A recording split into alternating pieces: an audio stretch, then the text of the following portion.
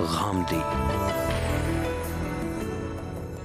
السلام علیکم، پروگرام غامدی میں خوش آمدید۔ ناظرین، آج ہم نے جس موضوع کو اپنے شرکاء اور محترم جاوید احمد غامدی کی باہمی گفتگو کے لیے منتخب کیا ہے وہ ہے تصور شیطان۔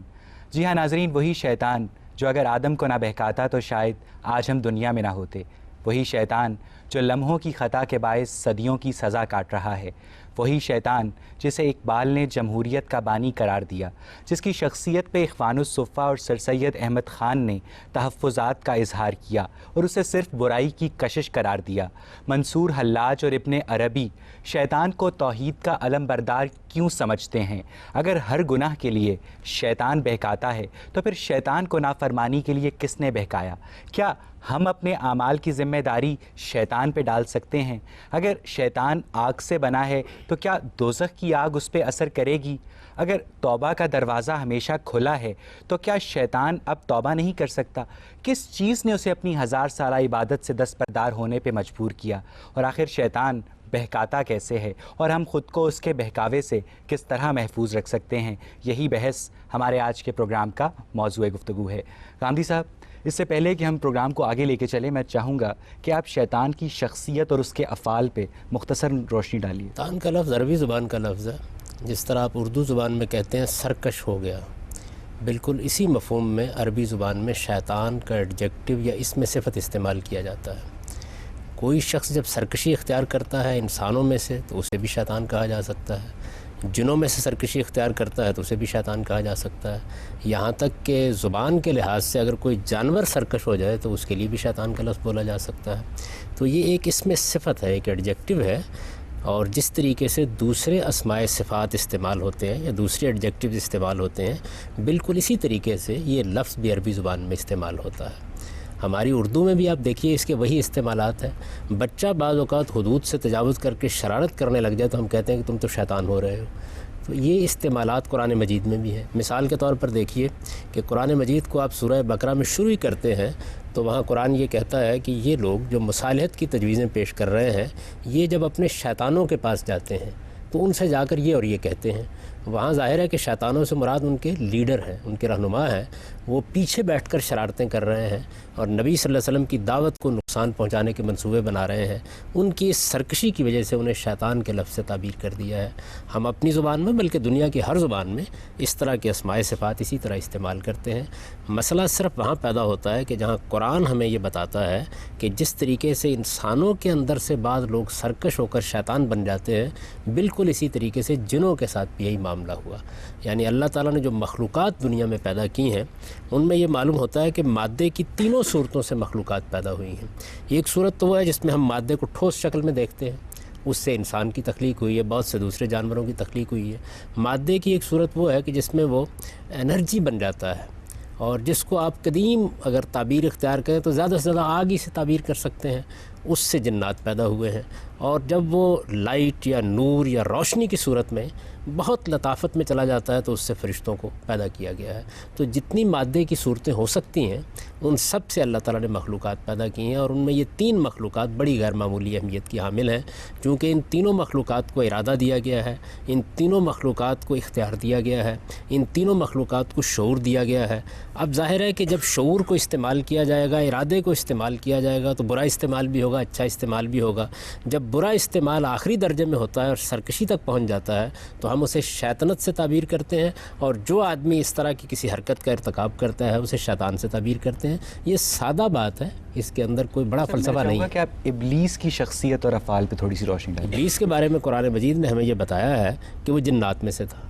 یعنی جس طریقے سے انسانوں کے اندر سے اگر کوئی آدمی غیر معمولی سرکشی اختیار کر لے تو آپ اسے شیطان کہتے ہیں، بالکل اسی طریقے سے ابلیس نے جو جنات میں سے ایک جن تھا جب سرکشی اختیار کر لی تو اسے بھی شیطان کے لفظ سے تعبیر کیا گیا۔ ایک ڈیزیز ہے جس کو کہتے ہیں OCD آبسیسو کمپلسو ڈس آرڈر، جس میں ایک تھاٹ پیٹرن بار بار ری جنریٹ ہوتا ہے، آپ چاہتے ہوئے بھی اس کو دبا نہیں سکتے۔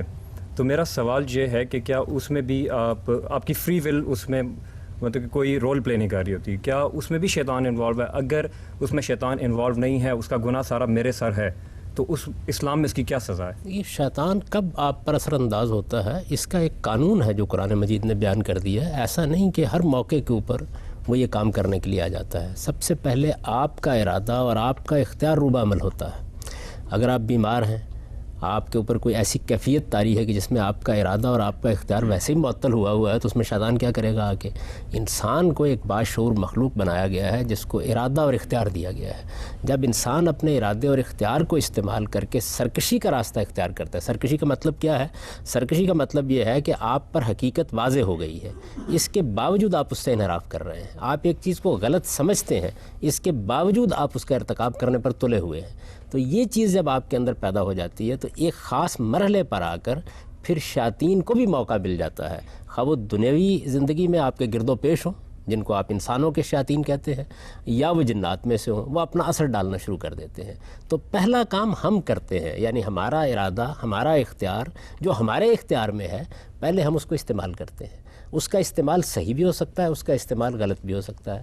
اگر اس کا استعمال صحیح ہے تو آپ کو فرشتوں کی تائید ایک مرحلے پر حاصل ہو جاتی ہے، اور اگر اس کا استعمال غلط ہے تو ایک خاص مرحلے کے اوپر آ کر شیطان اس میں در اندازی کرنا شروع کر دیتا ہے، اور وہ شیطان جنوں میں سے بھی ہو سکتے ہیں۔ یعنی یہ چیز ہے، جس طریقے سے آپ دیکھیں نا کہ آپ ایک غلط رویہ اختیار کرتے ہیں تو سب سے پہلے آپ کے گرد و پیش میں آپ کے جو دوست احباب ہیں، ان میں سے جو کسی غلط رویے کو زیادہ پسند کرنے والے لوگ ہوتے ہیں وہ آپ کے قریب ہوتے ہیں، پھر ان کے خیالات، ان کے افکار آپ پر اثر انداز ہونا شروع ہو جاتے ہیں۔ اسی وجہ سے دیکھیے قرآن مجید نے یہ کہا کہ یہ جو شیاطین ہیں یہ آپ کے دلوں میں وسوسے ڈالتے ہیں، من الجنۃ والناس، یہ انسانوں میں بھی ہوتے ہیں، یہ جنوں میں سے بھی ہوتے ہیں۔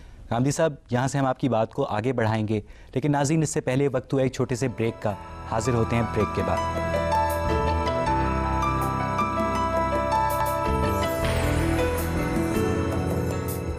غامدی صاحب، کیا حضرت آدم کا ارادہ بھی کمزور پڑ گیا تھا جو شیطان انہیں بہکانے میں کامیاب ہو گیا؟ آدم ہی تھے، یعنی وہ کوئی الگ سے مخلوق تو نہیں تھے نا۔ اللہ تعالیٰ نے اس موقع پر ہمیں یہ بتایا کہ آدم کو کیا صلاحیتیں دی گئی ہیں۔ دیکھیے، پہلی بات اس سے یہ معلوم ہوئی کہ آدم کے پاس ارادہ بھی ہے اور اختیار بھی ہے۔ دوسری بات یہ معلوم ہوئی کہ اگر انسان اپنی فطرت کو صالح رکھے تو پھر اس کے بعد شیطان اس وقت تک اس کو نہیں بہکا سکتا جب تک کہ اس کے اپنے اندر کمزوری نہیں پیدا ہو جاتی۔ وہ کمزوری کیسے پیدا ہوتی ہے؟ وہ بعض اوقات کسی اچھے پہلو سے بھی پیدا ہو جاتی ہے۔ مثلا قرآن مجید نے یہ بتایا ہے کہ شیطان نے بار بار جس چیز کی ترغیب دی سیدنا آدم علیہ السلام کو، وہ چیز اپنی ذات میں کوئی بری چیز نہیں تھی۔ اس نے کہا کہ آپ اس درخت کا پھل اگر چکھیں گے تو اس سے آپ کو حیات جاوداں حاصل ہو جائے گی، ابدی زندگی حاصل ہو جائے گی، آپ اٹرنل لائف میں داخل ہو جائیں گے، ورنہ موت آپ کے سر کے اوپر منڈلا رہی ہے۔ اگر آپ نے اس درخت کا پھل نہیں چکھا تو اس کا نتیجہ آپ کے حق میں یہ نکلے گا کہ آپ موت کے حوالے کر دیے جائیں گے۔ تو انسان زندگی کا خواہاں ہے، حیات جاوداں چاہتا ہے۔ آپ یہ دیکھیے کہ قدیم ترین کہانیوں سے ہم آب حیات کی تلاش میں نکلے ہوئے ہیں، اگرچہ خضر بھی وہاں جا کے رہنمائی کرتا ہے یا نہیں کرتا، لیکن بہرحال نکل تو کھڑے ہوتے ہیں۔ تو شیطان نے بالکل یہی بات کہی۔ قرآن مجید میں الفاظ یہ ہیں کہ کیا میں تمہیں ایک ایسی چیز کی طرف رہنمائی نہ کروں، الا ملک لا یبلا، ایک ایسی بادشاہی جو کبھی ختم نہیں ہوگی۔ اور یہی وجہ ہے کہ درخت کے بارے میں بھی یہ کہا کہ یہ ایک مجازی تعبیر تھی، ہمیشگی کا درخت۔ میں نے تو اس کو واضح کیا ہے اپنی تفسیر میں بھی کہ اصل میں شیطان نے کیا شیطان نے آ کر وہی جذبات بھڑکائے جو آج بھی ہمارے لیے سب سے بڑی لغزش کا باعث بنتے ہیں۔ یعنی انسان کے اندر ایک انانیت ہے، دوسرے جنس کے دائیات ہیں، اس نے ان دوسرے دائیات کو بھڑکا دیا، اور اس کا نتیجہ یہ نکلا کہ وہ معاملہ ہو گیا جس سے اصل میں نسل کی ابتدا ہوئی۔ اور یہ نسل کی ابتدا ہے جس کو اس نے اس طرح تعبیر کیا تھا کہ اگر آپ نے یہ کام نہیں کیا تو اس کے نتیجے میں تو موت آ جائے گی۔ زندگی آپ کو ملی اسی صورت میں سکتی ہے کہ آپ اپنی اولاد کو آگے بڑھائیں، اور یہی وجہ ہے کہ اس کے اس مشورے پر عمل کرنے کے نتیجے میں وہ معاملہ ہونا شروع ہو گیا جس کے بعد اگر شیطان پھر حضرت آدم کو نہ بہکاتا تو بنی نوع انسان کبھی وجود میں نہ آتی؟ نہیں، دیکھیے بات یہ ہے کہ یہ جو واقعات کے بارے میں یہ طے کرنا ہوتا ہے نا کہ اگر وہ ایسا نہ کرتا، اللہ تعالیٰ نے ایک اسکیم بنائی، اس اسکیم کا ظہور کسی دوسری صورت میں ہو جاتا۔ اسباب کام کرتے ہیں۔ شیطان نے اللہ میاں کی اسکیم میں مداخلت کی؟ اللہ تعالیٰ کی تو اسکیم ہی یہی تھی، یہی اسکیم تھی کہ آدم و حوا کو بنایا جائے، یہ اسکیم تھی کہ انہیں اقتدار دیا جائے، یہ اسکیم تھی کہ انہیں اختیار دیا جائے، زمین کی بادشاہی ان کو منتقل کی جائے۔ آپ یہ دیکھیے کہ یہ شیطان کا واقعہ تو بہت بعد میں پیش آیا ہے۔ اللہ تعالیٰ تو قرآن مجید میں یہ کہہ رہے ہیں، ابھی ارادہ کر رہے ہیں، تو یہ کہہ رہے ہیں کہ انی جائل فی الارض خلیفہ، میں نے ارادہ کر لیا ہے کہ میں زمین میں ایک ایسی مخلوق بنانے والا ہوں جس کو میں اختیار بھی دوں گا اور اقتدار بھی دوں گا۔ تو اختیار اور اقتدار جہاں ہوگا وہاں اس کا استعمال بھی ہوگا۔ دیکھیے لفظ اختیار اور لفظ اقتدار یہ چاہتا چاہتا ہے کہ آپ کو اس کے استعمال کرنے کا حق دیا جائے. جب آپ اسے استعمال کریں گے اچھا بھی کریں گے برا بھی کریں گے, غلط بھی کریں گے صحیح بھی کریں گے. تو انہوں نے اپنے اختیار کو استعمال کیا, اور اس اختیار کو استعمال کوئی غلط معنی میں نہیں کیا. یعنی ایک ایسی چیز کی ان کو ترغیب دی گئی جو اپنی ذات میں بالکل جائز چیز تھی, اس میں کوئی ممانعت نہیں تھی. وقتی طور پر اس کو روک کر کچھ سبق دینا پیش نظر تھا, اور وہ سبق حاصل ہو گیا. یعنی معلوم ہو گیا کہ سرکشی اور انانیت نہ ہو تو غلطی کرنے کے بعد بھی انسان خدا کی طرف رجوع کرتا ہے, اور اگر انسان خدا کی طرف رجوع کرے تو وہ بڑی سے بڑی غلطی کو بھی معاف کر دیتا ہے, اور معافی نہیں کرتا بلکہ برگزیدہ کر کے پیغمبری کے منصب پر فائز کر دیتا ہے. ٹھیک, آپ پوچھیے. اگر آپ یہ کہہ رہے ہیں کہ شیطان ایک فارم آف بیہیویئر ہے رادر دین پرسونیفائڈ فارم, تو پھر ابلیس کا نام دے کے اس کو ایک پرسونیفائی کر کے تو ہمیں ایک ایکسکیوز دے دیا گیا ہے کہ ہم ڈارک سائڈ آف ہیومینٹی کو بلیم کر دیں شیطان کے اوپر. تو ہماری جو ایک ہر انسان میں ایک بہت پازیٹیو اور ایک بہت نیگیٹو سائڈ ہوتی ہے. It's the balance that matters. تو اگر ہمارا بیلنس خراب ہو جائے اور ہم نیگیٹو سائڈ پہ چلے جائیں تو it's just very easy to say کہ مجھے تو شیطان نے بہکایا تھا. پہلی بات تو یہ بھی ہے کہ میں نے یہ نہیں کہا کہ یہ ایک رویے کا نام ہے. میں نے یہ کہا ہے کہ جس وقت یہ رویہ کوئی شخص اختیار کرتا ہے تو پھر اس شخص کے لیے یہ ایڈجیکٹو یا اس میں صفت استعمال کیا جاتا ہے. یعنی شیطنت تو ایک رویے کا نام ہے, لیکن اس کو کوئی اختیار کرے گا نا. انسان اختیار کرے گا, جنات بھی اختیار کر سکتے ہیں, اس لیے کہ ان کے پاس بھی ارادہ اور اختیار ہے. پھر دوسری بات میں نے آپ کی خدمت میں عرض کی ہے کہ اصل میں ابتدا ہم سے ہوتی ہے. یعنی کسی کو ہمارے اوپر اثر انداز ہونے کا حق نہیں دیا گیا جب تک ہم خود اس کے لیے موقع فراہم نہیں کر دیتے. ہمیں ارادہ اور اختیار دیا گیا ہے, ہم اس ارادے اور اختیار کو یا صحیح استعمال کرتے ہیں یا غلط استعمال کرتے ہیں. جب ہم اس کو غلط استعمال کرتے ہیں تو اس موقع کے اوپر پھر شیاطین جن کو بھی اور انسانوں کے اندر جو سرکش لوگ ہوتے ہیں ان کو بھی موقع مل جاتا ہے کہ وہ ہمیں ترغیب دیں. دیکھیے, ایک آدمی کے اندر جرم کرنے کے داعیات پیدا ہوتے ہیں, پھر اس کے بعد کیا ہوتا ہے, کچھ لوگ جو گرد و پیش میں آپ ہی کی گرد و پیش میں موجود ہوتے ہیں ان کے اندر بھی وہ چیزیں موجود ہوتی ہیں, اس کے قریب ہونا شروع ہو جاتے ہیں. ایک ایسی صحبت وجود میں آتی ہے جس میں بعض اوقات وہ ڈاکے ڈالنے کا منصوبہ بنانا شروع کر دیتا ہے, چوری کرنے کا منصوبہ بنانا شروع کر دیتا ہے. اب یہ لوگ جو پہلے سے غلط راستہ اختیار کیے ہوئے تھے یہ کس شخص کا کردار ادا کر رہے ہوتے ہیں؟ شیطان کا کردار ادا کر رہے ہوتے ہیں. بالکل اسی طریقے سے جب وہ اپنے ارادے کو غلط استعمال کرتا ہے تو ایک موقع پر شیاطین جن بھی اس پر اثر انداز ہونا شروع ہو جاتے ہیں. پہلا انیشیٹو آپ لیتے ہیں, تحریک آپ کے اندر سے ہوتی ہے, فیصلہ آپ کرتے ہیں. انسان کا ارادہ و اختیار اتنی غیر معمولی قوت ہے کہ وہ نہ صرف یہ کہ تمام شیاطین پر اس کے ذریعے سے غلبہ پا سکتا ہے, بلکہ اگر وہ ابتدا نہ کرے تو کوئی شیطان اس پر اثر انداز بھی نہیں ہو سکتا. تو اصل میں پہلے تو ہم جو کچھ کرنا کرتے ہیں, اور کسی کو آپ نہیں ٹھہرا سکتے اس معاملے میں مجرم. قرآن مجید نے دیکھیے کتنی خوبصورتی سے اس کو بیان کیا. قرآن مجید یہ کہتا ہے کہ وَمَن یَعْشُ عَن ذِکْرِ الرَّحْمَٰنِ نُقَیِّضْ لَهُ شَیْطَانًا فَهُوَ لَهُ قَرِینٌ. جو آدمی خدا کی یاد سے پہلے اپنے آپ کو غافل کر لیتا ہے, پہلے انسان یہ کام کرتا ہے. خدا کی یاد سے غافل کرنے کا مطلب یہ ہے کہ وہ سرکش ہو گیا ہے, وہ اپنے آپ کو خدا کا بندہ نہیں سمجھتا, وہ نہیں سمجھتا کہ مجھے کسی کے سامنے جواب دہ ہونا ہے. اب جب وہ انسانوں کی جان مال آبرو کے خلاف اٹھ کھڑا ہوتا ہے تو اس کے بعد وہ مرحلہ آتا ہے کہ ہم پھر کسی نہ کسی شیطان کو اس کے اوپر مسلط کر دیتے ہیں, اور وہ پھر اس کا ساتھی بن کر ہمیشہ اس کا ساتھ دینے کے لیے تیار ہو جاتا ہے. یہ شیطان انسانوں میں سے بھی ہوتے ہیں, یہ شیطان جنات میں سے بھی ہوتے ہیں.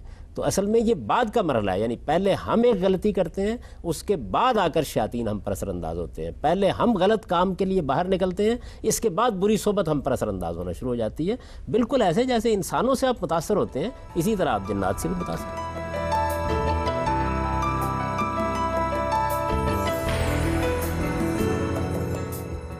صاحب, شیاطین جن مادی مخلوق ہیں, انسان بھی مادی مخلوق ہے, تو یہ شیاطین جن انسان کو مابعد الطبیعتی طریقے سے کس طرح بہکا سکتے ہیں؟ میرا پوچھنے کا مطلب ہے ان کا میکانزم آف ایکشن کیا ہے؟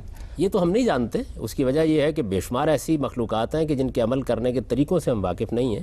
لیکن دیکھیے, موجودہ سائنس نے مادی علوم پر تحقیق کی تو معلوم ہوا کہ کتنی چیزیں ہیں جو ہمارے جینز میں سے, ہمارے باہر, ہمارے داخل میں سے, ہمارے خارج میں سے, اس مادی کائنات میں سے ہم پر اثر انداز ہو رہی ہیں. یعنی کتنی چیزیں ہیں. پھر ان چیزوں کو گرفت میں لے لیا گیا ہے. آپ یہ دیکھیے کہ آوازیں جن کو ہم سمجھتے تھے کہ تحلیل ہو جاتی ہیں, ہمیں معلوم ہوا کہ محفوظ رہتی ہیں. ہم یہ خیال کرتے تھے کہ بہت سی چیزیں ایسی ہیں کہ جو ہمارے ساتھ ہی دفن ہو جائیں گی، معلوم ہوا کہ وہ خود کائنات کے نظام کے اندر نقش ہو جاتی ہیں۔ تو اس طرح بہت سی ایسی حقیقتیں ہیں جن کو ظاہر ہے کہ ہم بتدریج دریافت کرتے ہیں اور اپنے علوم میں بھی دریافت کر رہے ہیں۔ اب جنات کس طریقے سے کام کرتے ہیں، چند بڑی بڑی باتیں ان کے بارے میں بتا دی گئی ہیں کہ ان کی تخلیق مادے کی اس فارم سے ہوئی ہے جس کو ہم زیادہ سے زیادہ سمجھانے کے لیے انرجی سے تعبیر کر سکتے ہیں۔ یہ بتا دیا گیا ہے کہ وہ چونکہ ایک ایسی مخلوق ہے کہ جس کو آپ دیکھ نہیں سکتے، تو اس وجہ سے وہ آپ کے اوپر اثر انداز ہوتی ہے تو آپ کے شعور پر جا کر اثر انداز ہو جاتی ہے۔ اثر انداز کس وقت ہوتی ہے؟ جب آپ اثر انداز ہونے کا موقع فراہم کرتے ہیں۔ یہ بالکل ایسے سمجھیے آپ جیسے عام طور پر آپ کو پیرا سائیکالوجی کے لوگوں نے یہ بتایا ہوگا کہ اگر کوئی آدمی کسی کو ہپنوٹائز کرنا چاہے تو یہ ممکن نہیں ہے جب تک معمول خود اپنے آپ کو پیش نہ کر دے۔ یعنی اگر آپ مزاحمت کرنا شروع کر دیں، آپ یہ مزاحمت کرنا شروع کر دیں کہ آپ کو ہپنوٹائز نہیں ہونا، تو کوئی بڑے سے بڑا آدمی بھی آپ کو نہیں کر سکتا۔ تو اصل میں آپ کا ارادہ ہے جسے پہلے آپ کمزور کرتے ہیں یا وہ کمزور ہو جاتا ہے۔ جب کمزور کر لیتے ہیں یا کمزور ہو جاتا ہے پھر سب کے اثر انداز ہونے کا موقع مل جاتا ہے۔ میں اگر یہ فیصلہ کر لوں کہ مجھے کوئی بری صحبت اختیار نہیں کرنی، کسی برے انسان کی ترغیب پر توجہ نہیں دینی، کان نہیں دھرنے، کچھ بھی نہیں ہوگا۔ پہلے میرے اپنے اندر کمزوری پیدا ہوتی ہے، میں کچھ کشش برائی کی طرف محسوس کرتا ہوں، اس کے بعد اس برائی کے علمبردار جو سوسائٹی کے اندر موجود ہوتے ہیں وہ میرے قریب آنا شروع ہو جاتے ہیں۔ آپ نے اگر یہ دیکھنا ہو تو آپ اپنے سیاستدانوں کو دیکھ لیں، سب سے بہتر نمونے آپ کو وہاں ملیں گے۔ یعنی کس طریقے سے پہلے اقتدار کی ہوس پیدا ہوتی ہے، دولت کی ہوس پیدا ہوتی ہے، اس کے بعد قوم، ملک اس کے مفادات پس پش ڈالنا شروع کر دیتے ہیں، پھر ان کے گرد و پیش وہ لوگ اکٹھے ہونا شروع ہوتے ہیں جو پہلے سے سرکشی اختیار کر چکے ہوتے ہیں، اور آپ دیکھتے ہیں کہ پھر ان کو بھی وہ اپنے ہی راستے کے اوپر چلانے میں کامیاب ہو جاتے ہیں۔ بالکل شیطان ایسے ہی کرتا ہے۔ صاحب لیکن ایک سمپل لاجک یہ ہے کہ جو سپیریئر پاور ہے وہی ایک انفیریئر پاور کے اوپر اثر انداز ہو سکتی ہے، ایک انفیریئر پاور سپیریئر پاور کے اوپر اثر انداز نہیں ہو سکتی۔ اب اگر انسان اشرف المخلوقات ہے، ساری مخلوقات میں سب سے سپیریئر ہے، تو ایک انفیریئر مخلوق اس پر کس طرح اثر انداز ہو سکتی ہے؟ دونوں چیزیں غلط فہمی پر مبنی ہیں۔ پہلی بات تو یہ ہے کہ اشرف المخلوقات کی تعبیر قرآن کی تو نہیں ہے۔ قرآن مجید تو یہ کہتا ہے کہ ہم نے بنی آدم کو فضلنا علی کثیر ممن خلقنا، اپنی بہت سی مخلوقات پر فضیلت دی ہے۔ یہ نہیں کہا کہ سب مخلوقات پر یعنی فضیلت انسان دی ہے۔ اشرف المخلوقات نہیں ہے؟ یہ تو قرآن نے نہیں کہا، یہ کسی صحیح حدیث میں بھی نہیں ہے۔ یہ تو اصل میں ایک محاورہ ہے جو لوگوں نے اختیار کر لیا۔ ہر مخلوق اپنے آپ کو اشرف المخلوقات سمجھتی ہے۔ انسان کو اللہ نے بڑا اعزاز دیا ہے، بڑا شرف دیا ہے۔ یہ کہا ہے کہ وَلَقَدْ كَرَّمْنَا بنی آدم، ہم نے بنی آدم کو بڑی تکریم عطا کی ہے اور بڑا شعور دے کر اس کو بھیجا ہے، لیکن یہ نہیں کہا کہ تمام مخلوقات میں برتری دی ہے۔ یہ کہا ہے عَلَىٰ كَثِيرٍ مِّمَّنْ خَلَقْنَا۔ دیکھیے بات یہ ہے کہ ہمارا معاملہ یہ ہے کہ بہت سی باتیں ہمارے یہاں متس کے طور پر مشہور ہو جاتی ہیں، بہت سی باتیں ہم اوہام کے طور پر مان رہے ہوتے ہیں، بہت سی چیزیں ہم کہانیوں میں سن رہے ہوتے ہیں، ہم کبھی خدا کی کتاب کو کھول کر نہیں دیکھتے کہ وہ کسی حقیقت کو کیسے بیان کرتی ہے۔ تو قرآن نے تو یہ کہا ہے کہ عَلَىٰ كَثِيرٍ مِّمَّنْ خَلَقْنَا، ہم نے بہت سی مخلوقات پر انسان کو فضیلت دی ہے، ایک بات۔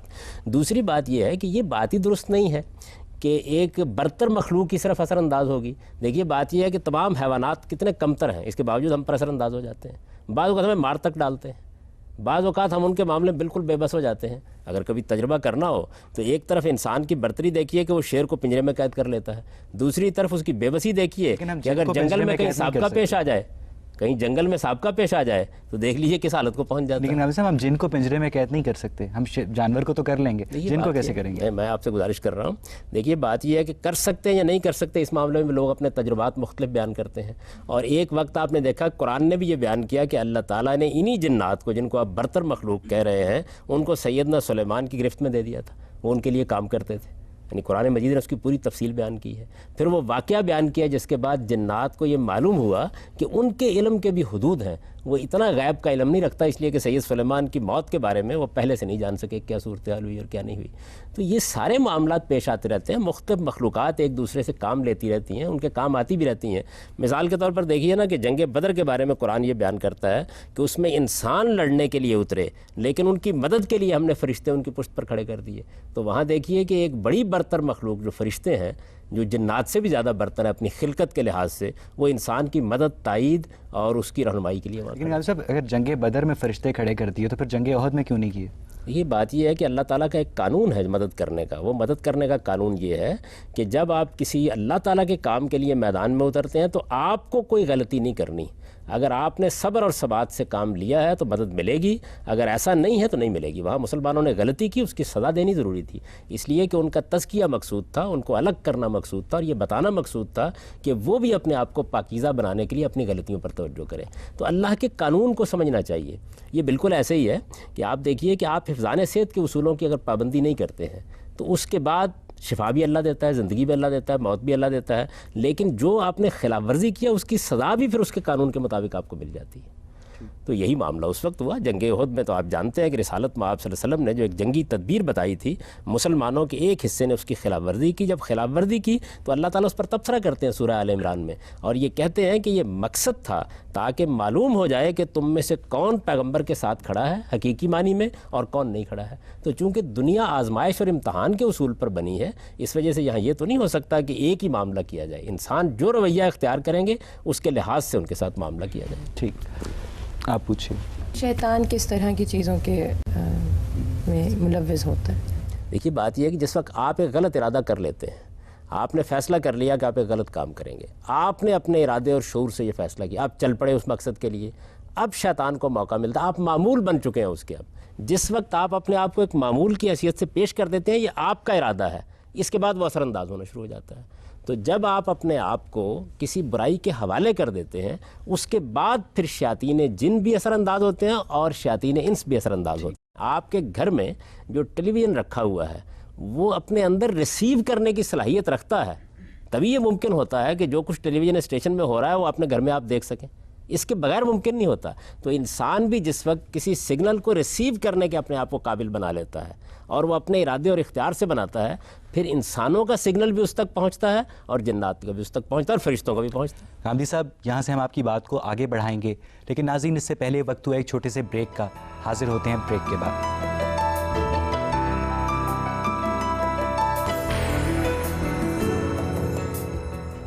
اچھا، سوال میرا یہ ہے کہ آپ نے کہا کہ انسان کی اپنی فری ول تو ہوتی ہے لیکن وہ بہکاوے میں آ جاتا ہے اور غلط کام کرتا ہے۔ سب سے پہلی بات تو یہ کہ آپ نے کہا، اس کے بعد یہ بھی کہا کہ انسان پہلے ایک فلسفے میں یقین رکھتا ہے، اس کی بنیاد کے اوپر وہ حرکات کرتا ہے۔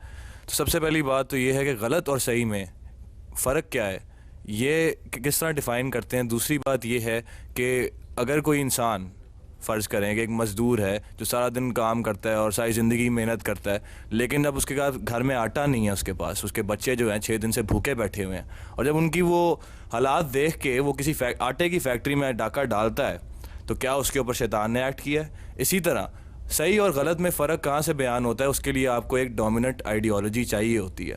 آپ اگر کمپیریٹیو ریلیجن دیکھیں اسلام سے باہر نکل کے، کہ جتنے بھی مونوتھیسٹک معنی کہ ایک خدائی قوت میں یقین رکھنے والے جتنے بھی اب تک مذاہب آئے ہیں، ان سب میں شیطان اور اس کے اپوزٹ ایک خدائی قوت میں یقین کی بات کی گئی ہے تاکہ ان میں ایک بیلنس پیدا ہوا ہو، اور اسی کی بنیاد کے اوپر کافی کام کیے جاتے ہیں۔ صحیح اور غلط میں کیا کہتے ہیں فرق بیان کیا جاتا ہے، نہ کہ اس کے جو آپ کی ایک مادیاتی کنڈیشن ہے آپ اس کو اینڈ میں اگنور کر دیتے ہیں۔ ایسے بہت سارے سوالات جمع ہو گئے، پہلے تو اچھائی اور برائی۔ جی، سب سے پہلی بات تو یہ ہے کہ اچھائی اور برائی کا شعور انسان خود لے کے آیا ہے، یعنی جس طریقے سے انسان کو دیکھنے کے لیے آنکھیں دی گئی ہیں اور سننے کے لیے کان دیے گئے ہیں، اسی طرح انسان کو ایک حادثہ اخلاقی دیا گیا ہے۔ میں جیسے ہی شعور کی عمر کو پہنچتا ہوں تو جس طرح میں اپنی جنسی جبلت کو دریافت کر لیتا ہوں، بالکل اسی طریقے سے میں خیر اور شر کا شعور بھی اپنے اندر پاتا ہوں۔ اچھا کیا ہے، برا کیا ہے، یہ میرے ضمیر کے اندر ودیت ہے۔ انسان نام ہی اس چیز کا ہے کہ جانوروں کے بالکل برخلاف وہ خیر و شر کا، اچھائی اور برائی کا شعور رکھتا ہے، لیکن اچھائی اور برائی کا یہ شعور مجمل ہے، یعنی اس کی کچھ بنیادیں واضح کر دی گئی ہیں۔ مثال کے طور پر قرآن نے ہماری رہنمائی کی کہ ہم چند بنیادی حقائق کو جانتے ہوتے ہیں، ان کے بارے میں ہمیں کبھی کسی اختلاف سے دوچار نہیں ہونا پڑتا۔ وہ عالمگیر سچائیاں ہیں، عدل ہے، احسان ہے، رشتہ داری کے حقوق کا تحفظ ہے، کسی کے جان مال آبرو کے خلاف اقدام نہ کرنے کا داعیہ ہے۔ یہ چیزیں وہ ہیں کہ جو مسلمہ ہیں پوری انسانیت میں۔ اب اس کے بعد کیا ہوتا ہے، ان کی اپلیکیشن کرنا ہوتی ہے ہمیں۔ جب ہم ان کی اپلیکیشن یا ان کے اطلاق کی طرف جاتے ہیں تو یہاں ہم غلطیاں کرتے ہیں۔ ان غلطیوں سے بچانے کے لیے اللہ تعالیٰ نے پیغمبروں کا ایک سلسلہ جاری کیا اور ان کے ذریعے سے ہدایت دی، جس طرح کہ آپ نے بھی اس کا حوالہ دیا۔ ظاہر ہے کہ یہ وہ مرحلہ ہے جس مرحلے کے اوپر خیر بھی بالکل متعین ہو جاتا ہے، شر بھی بالکل متعین ہو جاتا ہے کہ کیا ہے۔ باقی رہ گئی یہ بات کہ ایک آدمی اپنے بچوں کی مجبوری کی وجہ سے ڈاکہ ڈالنے کے لیے گیا ہے تو یہ ٹھیک ہے اپنی جگہ بات کہ مجبوری بعض اوقات انسان کو یہاں بھی پہنچا دیتی ہے. لیکن اگر اس آدمی سے آپ یہ پوچھیں کہ تمہارے گھر میں اگر کوئی ڈاکہ ڈالنے کے لیے آ جائے تو اس کو خیر کہو گے یا شر کہو گے؟ قرآن مجید نے اس کو بڑی خوبصورت تعبیر سے واضح کیا ہے. قرآن نے یہ کہا ہے کہ دنیا میں روز لوگ کم تولتے ہیں اور کم تول کے دیتے ہیں, ملاوٹ کرتے ہیں, لیکن کوئی اپنے مال میں ملاوٹ کرانے کے لیے کبھی تیار ہو گیا ہے؟ کوئی کم تلوانے کے لیے تیار ہو گیا؟ کبھی ایسا ہوا کہ آپ کسی وقت بازار میں گئے ہوں اور یہ خیال کر کے گئے ہوں کہ آج مجھے کوئی کم تول دے تو کتنا ہی اچھا ہو, آج مجھے کوئی ملاوٹ کر کے کوئی مال دے دے تو کتنا ہی اچھا ہو؟ یہ انسان کے اندر خیر اور شر کا شعور ہے. وہ جب ڈاکہ ڈال رہا ہوتا ہے تو یہ ٹھیک ہے کہ بعض اوقات مجبوری, بعض اوقات حالات اس درجے اس پر غلبہ پا لیتے ہیں کہ ہو سکتا ہے کہ اس کے اس جرم کو بھی نظر انداز کرنا پڑے بعض حالات میں. لیکن یہ کہ یہ جرم ہے وہ بھی جانتا ہوتا ہے, ہم بھی جانتے ہوتے ہیں, اور وہ معاشرہ بھی جانتا ہوتا ہے جو بعض اوقات اپنی ستم ظریفیوں سے انسان کو یہاں تک پہنچا دیتا ہے. اس سے خیر اور شر تبدیل نہیں ہوتے. رہ گئی یہ بات کہ اس میں شیاطین کب اپنا کام شروع کرتے ہیں. میں نے بار بار توجہ دلائی کہ جیسے ہی آپ اس راستے پر پڑتے ہیں, یعنی وہ آدمی گھر سے نکلا, اب وہ ڈاکہ ڈالنا چاہتا ہے, اس موقع کے اوپر اس کو ایک پستول چاہیے. سوسائٹی میں بہت سے شیاطین موجود ہوتے ہیں جو ٹھیک اس کی اس مجبوری اور کمزوری کے لمحے میں اس پر مسلط ہونا شروع ہو جاتے ہیں. جیسے ہی وہ مسلط ہوتے ہیں انسانوں کے اندر سے, اسی طرح جنات بھی اپنا کام شروع کر دیتے ہیں.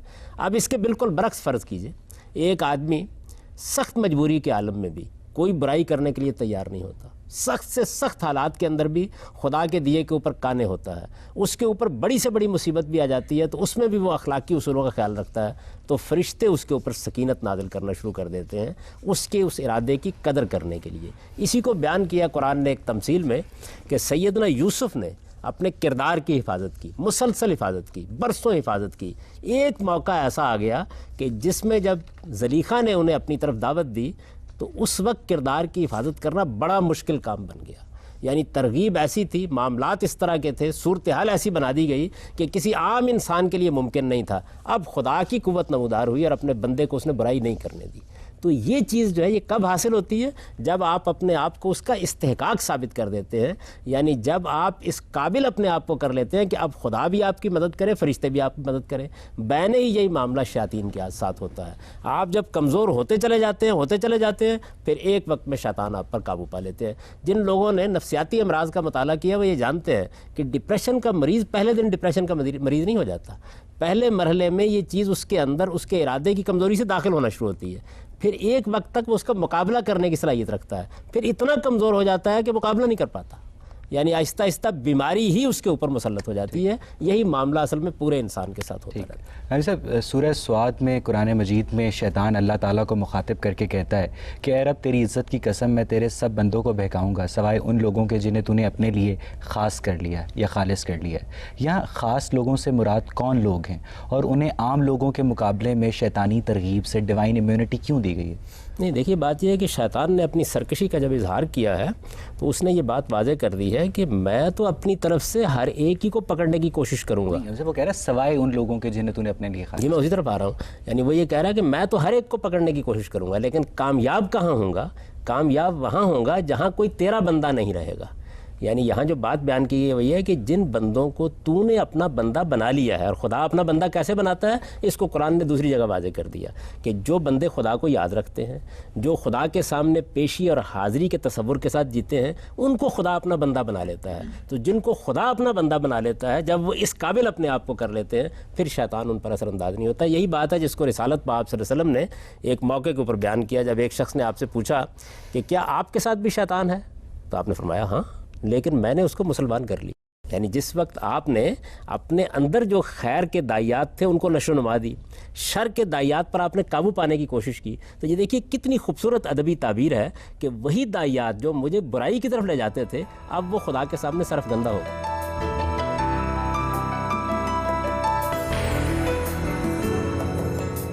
شیطان کا تصور ہے یہ شر سے وابستہ ہے, اور شر کا کوئی بھی مذہبی فلسفہ 3 بنیادی نقطوں کو, پوسٹولیٹس کو تسلیم کرتا ہے کہ خدا قادر مطلق ہے, خدا کامل خیر ہے اور شر موجود ہے. ٹھیک, اب اگر شر موجود ہے اور خدا اسے مٹانے کا خواہش مند بھی ہے تو پھر بھی کیا خدا قادر مطلق ہی رہتا ہے؟ خدا قادر مطلق ہے, لیکن اس نے خود آپ کو ارادہ اور اختیار دیا ہے. ارادے اور اختیار کا مطلب ہی یہ ہے کہ آپ کو اس کا موقع دیا جائے کہ آپ چاہے تو صحیح راستہ اختیار کریں، چاہے تو غلط راستہ اختیار کریں. خدا جب چاہے باغ کھینچ لے، لیکن جب اس نے خود موقع دے دیا. دیکھیے بات یہ ہے کہ میں اس پر اختیار رکھتا ہوں کہ میں اپنے گھر میں ایک چیز کا نفاذ کر دوں، لیکن میں فیصلہ کرتا ہوں کسی حکمت کے تحت کہ مجھے یہ اختیار استعمال نہیں کرنا. تو خدا قادر مطلق ہے، اس میں کیا شک ہے، لیکن کیا وہ ہمارے طریقے کے اوپر ہر وقت اپنی قدرت کو استعمال کرے؟ اس نے اپنی قدرتی سے یہ فیصلہ کیا کہ میں انسان کو، جنات کو، فرشتوں کو ایک دائرے میں اختیار دے رہا ہوں. جب اس نے اختیار دے دیا تو پھر اختیار کا تو طریقہ یہی ہے کہ اس کو استعمال کرنے کا موقع دیا جائے. جب آپ اس کو استعمال کرنے کا موقع دیں گے تو اس سے شر پیدا ہوگا. صرف شر کا خالق اللہ تعالیٰ نہیں ہے، ہرگز نہیں. شر تو انسان کے سوء استعمال. انسان تو اللہ تعالیٰ کی مخلوق ہے نا، اس میں کیا شک ہے. تو پھر اس کا مطلب ہے انڈائریکٹلی اللہ تعالیٰ ہی شر کا خالق ہے. نہیں، یوں نہیں ہے. اس کی وجہ یہ ہے کہ یہ تب ہوتا اگر انسان کو اللہ تعالیٰ نے ایک روبوٹ کے طریقے پہ بنایا ہوتا، اس میں شر کرنے کی صلاحیت رکھ دی ہوتی اور وہ شر کرنے پہ مجبور شر ہوتا. کرنے کی ترغیب تو رکھی نا. ترغیب نہیں رکھی، صلاحیت دی ہے. صلاحیت کیا چیز دی ہے؟ صلاحیت اصل میں ایک بہت بڑی خیر دی ہے انسان کو. وہ کیا ہے؟ وہ ہے اختیار. کوئی معمولی چیز ہے یہ؟ یعنی ایک بے اختیار مخلوق کے مقابلے میں ایک با اختیار مخلوق بنا دی. دیکھیے لفظ اختیار کے اندر اتر کر اس پہ غور کریں. یہ جب دیا جائے گا اس کا استعمال ہوگا. استعمال برا بھی ہوگا، استعمال اچھا بھی ہوگا. ورنہ اختیار ہوا کیا؟ یعنی اگر اللہ تعالیٰ ہر موقع پر مداخلت کر لیتے، جیسے ہی آپ کسی غلط کام کا ارتکاب کرتے آپ کو پکڑ لیتے، تو پھر اختیار کیا ہوا؟ دینے کے معنی کیا ہوئے؟ دیکھیے اختیار دینے کا مطلب ہی یہ ہے کہ آپ کو مہلت ملنی چاہیے کہ آپ اس کا استعمال کریں. لہٰذا اللہ تعالیٰ نے تو آپ کو سراپا خیر بنایا ہے، اس لیے کہ آپ کو انہوں نے اختیار دیا ہے. اختیار دیا تھا، اختیار ایک بہت بڑی نعمت تھی. ہم جب اس کا غلط استعمال کرتے ہیں تو اس سے شر پیدا ہوتا ہے. یہی وجہ ہے کہ قرآن مجید نے دیکھیے ایک موقع کے اوپر اس کو بیان کیا نا کہ من شر ما خلق. یعنی یہ نہیں کہا کہ خدا شر کو پیدا کرتا ہے، یہ کہا کہ خدا نے جو مخلوقات پیدا کی ہیں ان سے شر وجود میں آ جاتا ہے، اس لیے کہ ان کو اس نے اختیار دیا ہوتا ہے، وہ اختیار کا غلط استعمال کر دیتی ہیں. اب یا تو آپ اختیار چھین لیں، ایک ہی صورت ہو سکتی ہے. اختیار دیں گے تو پھر آپ کو شر کے وجود کو ایک محدود مدت تک گوارا کرنا پڑے. ایسا قرآن مجید میں آتا ہے کہ قابیل نے حابیل کو قتل کیا شیطان کے بہکاوے میں آ کے، نہیں نفس کے بہکاوے میں. تو اس شیطان کے بہکاوے میں اور نفس کے بہکاوے میں فرق ہے؟ نفس کے بہکاوے سے بات شروع ہوتی ہے، شیطان اس کے بعد اثر انداز ہونا شروع ہوتے ہیں، خواہ وہ جنات میں سے ہوں خواہ انسانوں میں سے ہوں. سب سے پہلے تو آپ اندر سے یہ فیصلہ کرتے ہیں. اس واقعی کو اگر آپ پڑھیں، بائبل میں بھی پڑھیں، قرآن میں بھی پڑھیں، دیکھیے کیسے پیش آیا ہے. انسان کے اندر انانیت ہے، یعنی دو چیزیں انسان کے اندر موجود ہیں، ایک اپنی انا کا احساس، دوسرے جنس کی جبلت. اب وہاں ہوا کیا ہے؟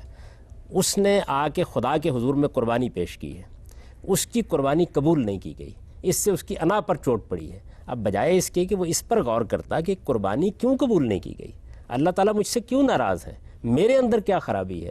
جس کی قربانی قبول کی گئی اس کے معاملے میں وہ حسد میں مبتلا ہوا اور اس نے اس کو قتل کر دیا، اپنے ہی بھائی کو. تو یہ جو اس نے کیا ہے اس میں شیطان تو بعد میں داخل ہوگا. وہ حسد تو عورت کی وجہ سے تھا. یہ بھی ایک واقعہ بیان کیا جاتا ہے، لیکن قرآن مجید تو اس کو بالکل دوسرے طریقے سے بیان کرتا ہے. وہ یہ کہتا ہے کہ دونوں نے قربانی پیش کی، دونوں کی قربانی اللہ کے حضور میں جب پیش ہوئی تو اللہ نے ایک کی قربانی کو قبول کر لیا، کیونکہ اس زمانے میں اللہ کا طریقہ یہ تھا کہ قربانی کی قبولیت یا عبادت کی قبولیت بتا دی جاتی تھی. تو جیسے یہ بتایا گیا تو فوراً بعد وہ اشتعال میں آ گیا، اور اشتعال میں آ کے ایک دن اس نے منصوبہ بندی کر کے اپنے بھائی کو قتل کر دیا. یہ عورت کا قصہ جو ہے یہ کہانیوں میں ہے، قرآن مجید نے اس کو بیان نہیں کیا. ٹھیک، آپ پوچھیے. سر میرے خیال سے سر اس کے ایک کازیشن جو ہے، اس جو پیچھے کیوس ہے، میں نہیں سمجھتا کہ سر میں جو کام کر رہا ہوتا ہوں ڈیلیبریٹلی برا کام میں خود کر رہا ہوتا ہوں. میں نے کبھی فیل نہیں کیا اس کو سر، شیطان یہ جو بیٹا ہے میں سر. تو اس حوالے سے آپ کیا کہہ سکتے ہیں؟ یہ بات یہ کہ ابتدا تو آپ ہی کرتے ہیں نا. فلسفیانہ لحاظ سے اگر آپ دیکھیں تو ابتدا تو انسان ہی کرتا ہے، لیکن آپ نے کبھی نہیں دیکھا، آپ نے بارہا دیکھا ہوگا کہ آپ نے غلط کام کرنے کا ارادہ کیا، آپ کے دوستوں میں، آپ کے احباب میں بہت سے آپ پر اثر انداز ہونے شروع ہو گئے. میں تو بار بار توجہ دلا رہا ہوں کہ آپ شیطان کو جناتی میں کیوں تلاش کر رہے ہیں، وہ انسانوں میں بھی ہوتے ہیں. یعنی وہ جو خارج کی قوتیں آپ پر اثر انداز ہوتی ہیں، کیا آپ پر کبھی اثر انداز نہیں ہوئی؟ ہم سب پر اثر انداز ہوتی ہیں. پہلا ارادہ ہم کرتے ہیں، جب ہم ارادہ کر لیتے ہیں تو ہمارے گرد و پیش میں انسان پائے جاتے ہیں. یہ دیکھیے انہی انسانوں کے اندر سے بہت سے لوگ ہیں جن کی صحبت ہمیں بالکل غلط راستے پر لے جاتی ہے. تو یہ کیسے آپ فلسفیانہ طور پر کہتے ہیں؟ یہ تجربے اور مشاہدے کے خلاف ہے. ابتدا آپ کرتے ہیں، یعنی یہ نہیں ہو سکتا کہ کوئی آدمی آپ کی ابتدا کے بغیر، آپ کے انیشیٹو کے بغیر، آپ کے ارادے کے بغیر آپ کو کسی غلط سمت میں لے جائے. لیکن کتنے دوست ہیں، کتنے احباب ہیں. ابھی میں نے آپ کو مثال دی کہ آپ دیکھیے کہ ایک سیاستدان کے گرد جو خوشامدی جمع ہو جاتے ہیں، بعض وقت قوموں کو تباہ کروا ڈالتے ہیں. اس کے نتیجے میں، لیکن وہ پہلے اپنے آپ کو خود غلط راستے پر ڈالتا ہے. مذہب کو چھوڑ دیجئے آپ، یہ تو عام مشاہدے اور تجربے کی بات ہے کہ انسان بڑا کمزور واقع ہوا ہے. جب وہ اپنے ارادے کو کمزور کر لیتا ہے تو بعض اوقات اس کے دوست اس پر اثر انداز ہوتے ہیں، احباب اثر. اس وقت دیکھیے آپ اپنی نئی نسلوں کا مطالعہ کر کے دیکھیں، ان کے اوپر کیا صرف ان کا باطن اثر انداز ہوتا ہے؟ ان پر ٹیلی ویژن اثر انداز ہو رہا ہے، ان پر ریڈیو اثر انداز ہو رہا ہے، ان پر مواصلات کے ذرائع اثر انداز ہو رہے ہیں، ان کے اوپر بیرونی تہذیب اثر انداز ہو رہی ہے. ہر چیز، میں کسی اچھے اور برے کی پہلو کی بات نہیں کر رہا، اثر انداز ہو رہے ہیں. کہ آپ کا خیال یہ ہے کہ جو میڈیا آپ کے بیڈ روم میں پہنچ گیا ہے وہ اثر انداز نہیں ہو رہا؟ تو اس وجہ سے یہ بات کہ انسان اپنے اندر سے خرابی کی ابتدا کرتا ہے، یہ تو بالکل ٹھیک ہے. اس کے بعد کچھ قدم چلتا بھی خود ہے، یہ بھی بالکل ٹھیک ہے، لیکن پھر باہر کی محرکات اور چیزیں بھی فوری طور پر اثر انداز ہونا شروع ہوتی ہیں. کہ جو کاز ہم خود پیدا کر رہے ہیں سر، اس کے ایفیکٹس ہمارے کازز کی وجہ سے. جی ظاہر بات ہے، میں نے تو بار بار اسی طرف توجہ دلائی. کس طرح وہ نتھی کر سکتے ہیں سر؟ یہ بات ہے، آپ کیوں نتھی کریں؟ اپنے آپ ہی کو مجرم ٹھہرانا چاہیے. یہ تو ہم مطالعہ کر رہے ہیں اس بات کا کہ جس وقت میں نے اپنے آپ کو غلط کر لیا، غلط راستے پر ڈال لیا، اس کے بعد وہ کیا چیزیں جو باہر سے اثر انداز ہوں گی. پھر یہ باہر سے جو چیزیں اثر انداز ہوتی ہیں یہ بھی زیادہ سے زیادہ کیا کرتی ہیں؟ یہ آپ کا ہاتھ پکڑ کر آپ کو غلط راستے پر نہیں لے جاتی، یہ زیادہ سے زیادہ آپ کے دل میں وسوسہ ڈالتی ہیں. یعنی ایک برا دوست کیا کرے گا؟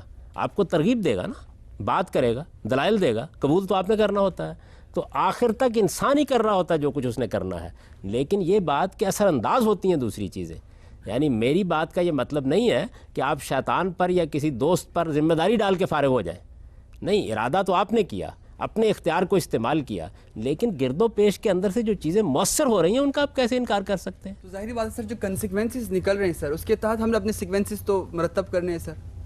جو نتائج نکل رہے ہیں وہ تو آپ اس کے ذمہ دار ہیں، اس لیے کہ ابتدا آپ نے کی اور مسلسل اپنے ارادے کو غلط بھی آپ نے استعمال کیا. ترغیب دوسرے نے دی، آپ نے اس کو قبول کیا. دیکھیے بات یہ ہے کہ اگر کوئی آدمی قاتل ہو جائے، عدالت میں پیش ہو، قتل ثابت ہو جائے، اس کے بعد وہ یہ کہے جی بات یہ ہے کہ میں نے قتل کرنے کا ارادہ تو کر لیا تھا لیکن بہت سے دوست مجھے مل گئے جنہوں نے مجھے ترغیب دے قتل کروا دیا، آپ اسے معاف کر دیں گے؟ اس لیے معاف نہیں کریں گے کہ اس میں کوئی شک نہیں کہ ترغیب دی گئی، ترغیب دینے کا انکار نہیں کیا جا سکتا، لیکن انسان کو اتنا زیادہ ارادہ اور کنٹرول دیا گیا ہے کہ وہ اگر اپنی صحیح تربیت کرتا تو کبھی اس ترغیب کو قبول نہ کرتا. صاحب لیکن ہر بندے کی ول پاور یونیفارم تو نہیں ہوتی نا. اتنی ضرور ہوتی ہے کہ وہ اس طرح کی ترغیبات کا مقابلہ کر سکے، لیکن جس طرح آپ باقی ساری صلاحیتوں کو پالش کرتے ہیں نا، مثال کے طور پر ایک آدمی مصور پیدا کیا گیا، ایک آدمی شاعر پیدا کیا گیا، صلاحیت تو اللہ نے دے دی، لیکن صلاحیت کو پالش کرنا، اس کو نشو و نما دینا، یہ تو انسان کا کام ہے. ارادے کا معاملہ بھی یہی ہے، ارادہ ایک صلاحیت ہے جو آپ کے اندر دی گئی ہے، اس ارادے کو مضبوط بنانا، محکم کرنا، یہ آپ کا کام ہے. غریب آدمی اور امیر آدمی کی ول پاور سیم ہوتی ہے؟ بعض اوقات غریب آدمی کی زیادہ ہوتی ہے. اس کی وجہ یہ ہے کہ امیر آدمی ایسی سہولتوں میں پیدا ہوتا ہے کہ جہاں آہستہ آہستہ اس کے ارادے کی قوت کمزور ہونی شروع ہو جاتی ہے. امیر آدمی کا کیا قصور ہوا کہ وہ شیطانی ترغیب میں آ گیا؟ دیکھیے بات یہ ہے کہ قصور تو اصل میں بالکل ابتدا میں موجود ہے ہر ایک کا، کسی کا کم کسی کا زیادہ. وہ کیا؟ یعنی ایک آدمی جس کو آپ فرض کر لیجئے کہ اچھا ماحول نہیں ملا جی، اور اس کو اچھی ترغیبات نہیں ملی تو قصور میں ذرا کمی آ جائے گی. اس کے لحاظ سے اللہ بھی معاملہ کرتا ہے، انسان بھی معاملہ کرتے ہیں، لیکن جو بنیادی ارادہ ہے وہ آپ ہی کا ہے. یعنی وہ امیر آدمی بھی کہ جس کے ارادے پر بے شمار چیزیں اثر انداز ہو گئی ہیں، وہ غریب آدمی جس کے ارادے پر بے شمار چیزیں اثر انداز ہو گئی ہیں، اثر انداز ہوئی ہیں. اگر وہ ان کو اثر انداز نہ ہونے دیتا تو اس کے اندر اتنی قوت، اتنی صلاحیت موجود تھی. لیکن جیسے کہ ایک صاحب نے یہاں سوال کیا تھا، اگر وہ اس درجے میں کمزور ہو چکا ہے کہ جس کو آپ کہتے ہیں کہ آپ اس کے اندر ایک بیماری کی کیفیت ہے، مریض ہو چکا ہے، تو آپ دنیا میں بھی معاف کرتے ہیں. آپ دیکھیے عدالت بھی اس وقت کہتی ہے کہ نفسیاتی مریض ہے تو اس کے معاملے میں اب سختی سے کام نہیں لیا جائے. یہی معاملہ خدا بھی کرتا ہے. ناظرین، اقبال کی بال جبریل میں ابلیس حضرت جبرائیل کو مخاطب کر کے کہتا ہے کہ دیکھتا ہے تو فقط ساحل سے رزم خیر و شر، کون طوفان کے تمانچے کھا رہا ہے میں کہ تو، گر کبھی خلوت میسر ہو تو پوچھ اللہ سے، قصہ آدم کو رنگین کر گیا کس کا لہو، میں کھٹکتا ہوں دل یزداں میں کانٹے کی طرح، تو فقط اللہ ہو اللہ ہو اللہ ہو. ناظرین، اب انسان کو فرشتوں پر اسی لیے برتری حاصل ہے کہ فرشتے تو برائی کر ہی نہیں سکتے، جبکہ انسان کو اچھائی اور برائی میں سے اپنا راستہ منتخب کرنے کی آزادی حاصل ہے، اور راستے کا درست انتخاب ہی انسانوں کا اصل امتحان ہے. اگلے پروگرام میں ہم تصور شیطان سے متعلق اپنی اس گفتگو کو مزید آگے بڑھائیں گے. تب تک کے لیے اپنے میزبان اویس اقبال اور پروگرام غامدی کی پوری ٹیم کو اجازت دیجیے. خدا حافظ. غامدی. السلام علیکم ناظرین، پروگرام غامدی میں خوش آمدید. ناظرین، پچھلے پروگرام میں ہم نے تصور شیطان سے متعلق جس بحث کا آغاز کیا تھا، آج ہم اس پہ اپنے شرکا اور محترم جاوید احمد غامدی کے مابین گفتگو کو مزید آگے بڑھائیں گے اور دیکھیں گے کہ کیا ہمارا شیطان کے بہکاوے میں آنا ہماری کمزور قوت ارادی کی علامت ہے یا شیطان کے طاقتور ہونے کی دلیل ہے؟ کیا خدا کی تخلیق آدم کی اسکیم شیطان کے بغیر مکمل نہیں ہو سکتی تھی؟ کیا شیطان بھی خدا کی مانند ہر جگہ موجود ہو سکتا ہے؟ کیا شیطان ہمارے اندر خدشات داخل کرتا ہے یا ہمارے داخلی خدشات کا نام ہی شیطان ہے؟ یہی بحث ہمارے آج کے پروگرام کا موضوع گفتگو ہے.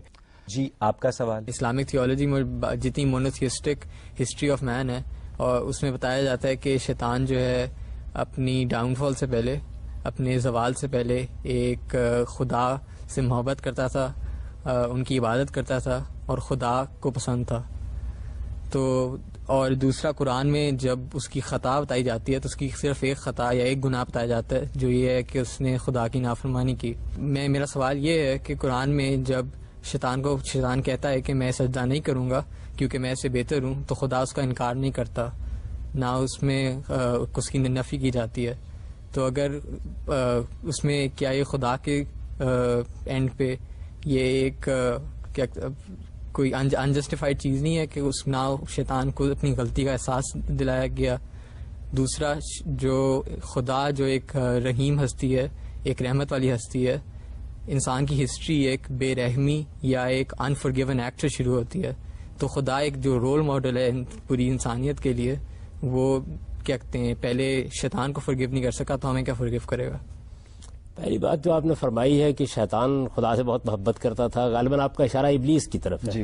یعنی میں نے تو واضح کر دیا کہ شیطان ایک ایڈجیکٹو یا اس میں صفت ہے جو انسانوں کے لیے بھی استعمال ہو جاتا ہے اور جنوں کے لیے بھی استعمال ہو جاتا ہے. لیکن اگر خاص ابلیس مراد ہے تو ابلیس کے بارے میں یہ جو کہانی سنائی جاتی ہے، یہ کہانی قرآن میں بیان نہیں ہوئی، یہ کسی صحیح حدیث میں بھی بیان نہیں ہوئی، یہ محض کہانی ہے، داستان ہے. قرآن نے صرف اتنی بات بیان کی ہے کہ وہ جنات میں سے تھا. یہ کبھی ہو ہی نہیں سکتا، خلاف عقل ہے کہ یک بیک اتنی بڑی سرکشی کا ارتکاب کر لیا جائے. سرکشی کے پہلے سے جراثیم موجود ہوتے ہیں، اس کے بعد آدمی اس کا ارتکاب کرتا ہے. چنانچہ وہاں بھی اسی طرح ہوا. تو ایک تو اس افسانے کو ذہن سے نکال دیجئے، یہ افسانہ لوگ سناتے ضرور ہیں لیکن اس کی کوئی بنیاد الہامی لٹریچر میں کہ وہ بہت عبادت گزار تھا، وہ 10,000 سجدے، یہ سب داستان ہے، کہانی ہے جتنی بھی. قرآن میں کہیں اس کا ادنا درجے میں ذکر نہیں ہے، کسی صحیح حدیث میں بھی اس کا ذکر نہیں ہے.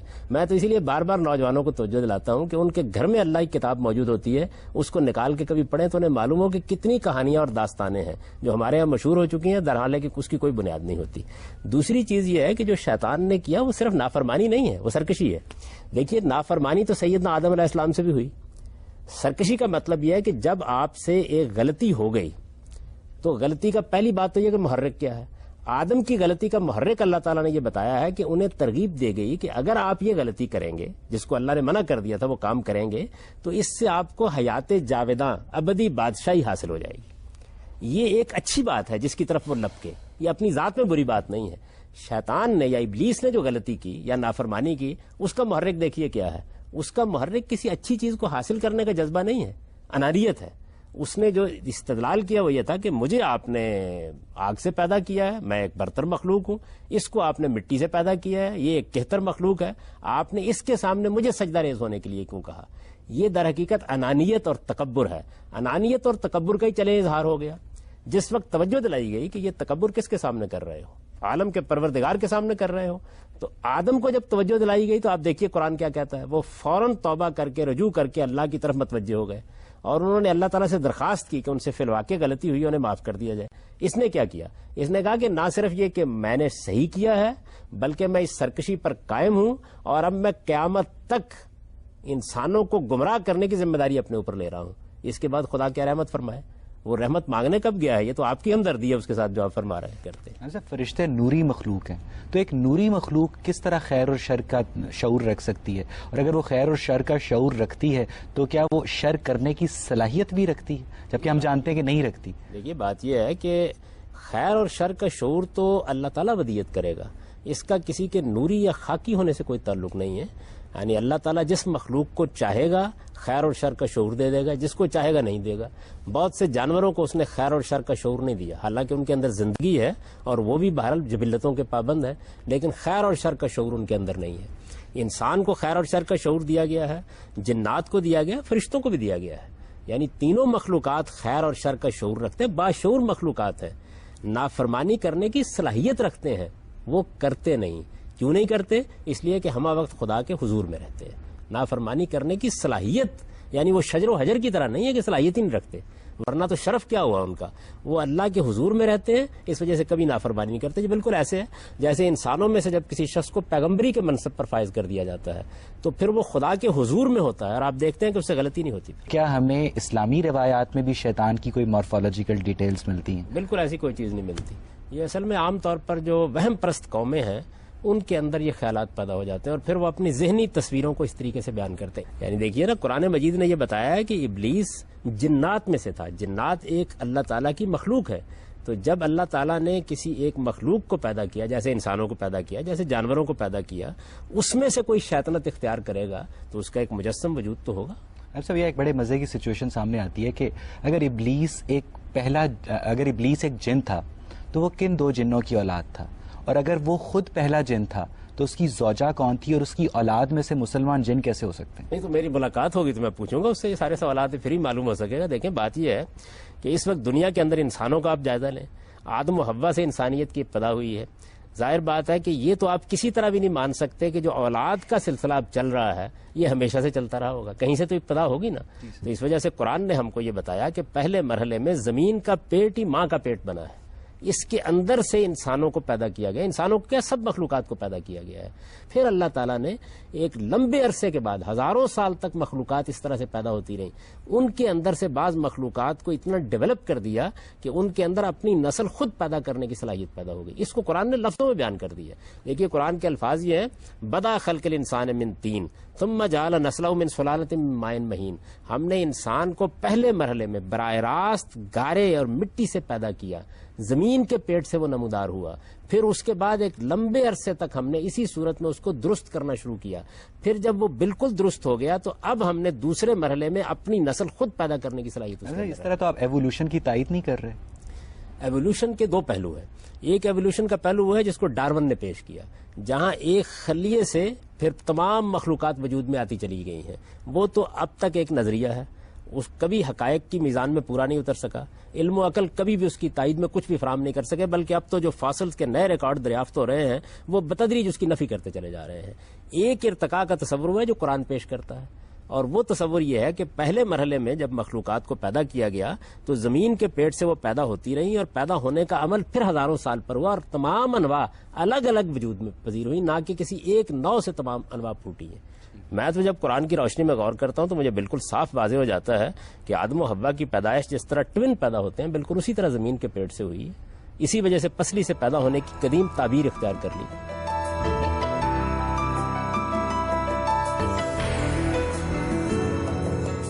لیکن احادیث میں آتا ہے کہ حوا کو آدم کی پسلی سے پیدا کیا گیا، اس لیے وہ ٹیڑھی کیا کہتے ہیں صفت کی مالک ہے. ان احادیث کے اندر جو بات بیان کی گئی ہے وہ سب روایتوں کو جمع کریں تو بالکل دوسری بات معلوم ہوتی ہے. اس سے تو یہ معلوم ہوتا ہے کہ کسی موقع کے اوپر عورتوں کے بارے میں کس طرح کا رویہ اختیار کیا جائے، اس کو واضح کرنے کے لیے رسالت میں آپ صلی اللہ علیہ وسلم نے فرمایا کہ عورت کی مثال پسلی کی سی ہے، نازک بھی ہوتی ہے اور ذرا تھوڑا سا مزاج کے اندر ٹیڑھ بھی رکھتی ہے. اگر اس کو تم سیدھا کرنے کی کوشش کرو گے تو ٹوٹ جائے گی، اس کے ساتھ چلنا پڑتا ہے. یعنی حوا کو تو ایک تعبیر ہے، بڑی خوبصورت ادبی تعبیر ہے جو رسالت میں آپ صلی اللہ علیہ وسلم نے اختیار کی. یہ پسلی کا جو افسانہ عام طور پہ بیان کیا جاتا ہے یہ قرآن و حدیث کے لیے اجنبی ہے بالکل. یعنی حوا کو آدم کی پسلی سے پیدا نہیں کیا گیا، ایسی کوئی بات قرآن مجید میں بیان نہیں. قرآن تو جس طرح کی تصویر بیان کرتا ہے وہ یہ کہتا ہے کہ دونوں کو ہم نے نفس واحدہ سے پیدا کیا ہے. قرآن مجید کے اپنے الفاظ یہ ہیں کہ اے لوگوں اس خدا کا تقوی اختیار کرو جس نے تمہیں ایک جان سے پیدا کیا، اور پھر یہ کہا ہے کہ ان کے اندر سے جوڑا بنایا ان کا، یعنی آدم کو بھی اسی جان سے پیدا کیا، حوا کو بھی اسی جان سے پیدا کیا. یعنی جو انسانی زندگی کی اصل حقیقت ہے اس کو بیان کرتا ہے. یہ نہیں کہتا کہ وہ جان کون سی تھی جس سے پیدا کیا جوڑے کو، ایک جان سے جوڑا پیدا کیا گیا، وہ جان کیا ہے، جان سے کیا مراد ہے؟ یہ بات یہ ہے کہ اس وقت بھی یہ ایک قطرہ آب ہوتا ہے جس کے اندر سے عورت بھی بنتی ہے اور مرد بھی بنتا ہے. لیکن ایک قطرے سے ایک مرد اور ایک عورت بیک وقت نہیں بن سکتے. نہیں، دیکھیے بات یہ ایک قطرے کے اندر خصوصیات کیا ہے. اصل بات تو یہ ہے اللہ تعالیٰ نے جو ابتدائی زندگی پیدا کی ہے اس ابتدائی زندگی بارے میں ہمیں وہ بتاتا ہے کہ اس دنیا کے اندر یہ جو تمہیں زمین نظر آ رہی اسی کو ہم نے ماں کے پیٹ کی طریقے سے انسانوں کی اور دوسری مخلوقات کی تخلیق کا محور بنا لیا, اس کے اندر سے یہ سب پیدا ہوئے. تو نفس واحدہ کا مطلب جو ہے وہ قطرہ آب نہیں ہے.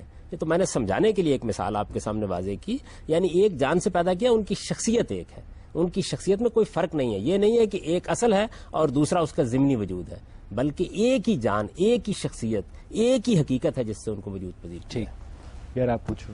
ہاں جی, میرا سوال یہ ہے کہ اگر شیطان کو قیامت تک جو ہے وہ انسان کو بہکانے کی چھوٹ دی گئی ہے تو رمضان میں اسے کیوں قید کر دیا جاتا ہے؟ اللہ تعالیٰ انسان کے نفس کے اور انسان کے دل کے اوپر کیوں نہیں مہر لگا دیتا بجائے کہ وہ شیطان کو قید کر دیتا ہے؟ اس کی کیا ریئلٹی ہے, کیا حقیقت ہے؟ شیطان کو جو مہلت دی گئی ہے وہ مہلت تو قیامت تک اس لیے برقرار رہنی چاہیے کہ انسان کو جو مہلت دی گئی ہے وہ قیامت تک برقرار ہے. یعنی انسان کے ساتھ معاملہ یہ نہیں کیا گیا کہ ایک خاص دور کے بعد اب انسان سے اختیار چھین لیا جائے گا. قیامت تک جتنے انسان پیدا ہوں گے ان سب کے پاس ارادہ بھی ہے, ان سب کے پاس اختیار بھی ہے. جب ارادہ و اختیار ہے تو اپنا ارادہ و اختیار استعمال کریں گے. ارادہ و اختیار اچھا بھی استعمال کریں گے, برا بھی استعمال کریں گے. برا استعمال کریں گے تو اس پر انسانوں میں سے جو لوگ سرکش ہو چکے ہیں وہ بھی اثر انداز ہوں گے, جو جنات میں سے سرکش ہو چکے ہیں وہ بھی اثر انداز ہوں گے. یہ اثر انداز ہونے کا عمل بعد کے زمانے میں ہوتا ہے. اب یہ دیکھیے کہ یہ جو بعد کا عمل ہے اس کو اللہ تعالیٰ روک بھی دیتے ہیں بعض اوقات.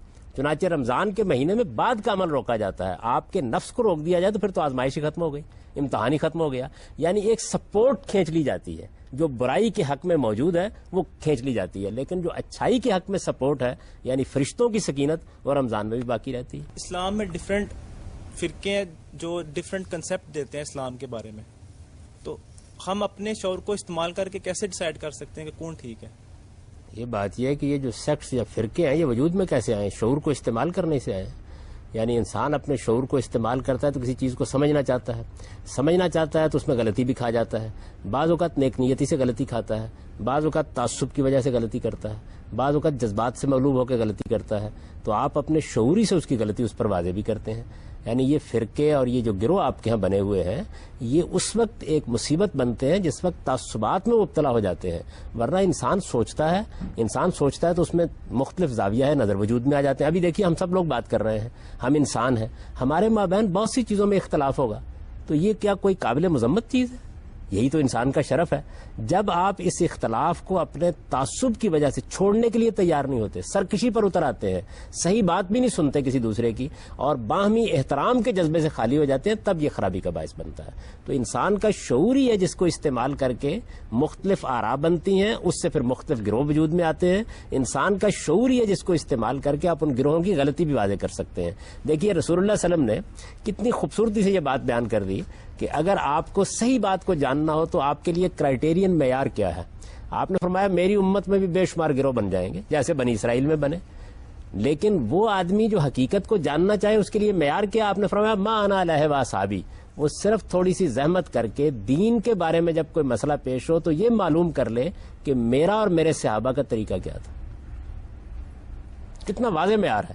اگر آپ اپنے عقلی گدے لگاتے رہیں گے, اگر آپ ادھر ادھر کی باتیں سنتے رہیں گے, کہانیوں کی تحقیق کرنے کے لیے تیار نہیں ہوں گے, تو پھر ظاہر ہے کہ فرقے بھی بنے گے, گروہ بھی بنے گے. آپ تھوڑی دیر کے لیے توقف کر کے معلوم کر لیں کہ اللہ کا پیغمبر جو بات کہہ کے گیا تھا وہ بات کیا تھی.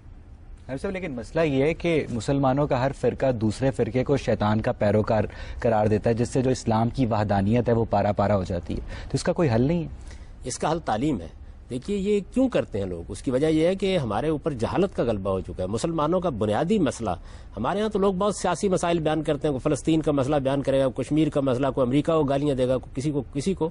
اصل میں ہمارا مسئلہ کیا ہے؟ ہمارا مسئلہ غربت اور جہالت ہے. غربت اور جہالت کے خلاف اگر ہم جنگ نہیں کرتے, جہاد نہیں کرتے, تو اسی طرح کی پستی میں گرے رہیں گے.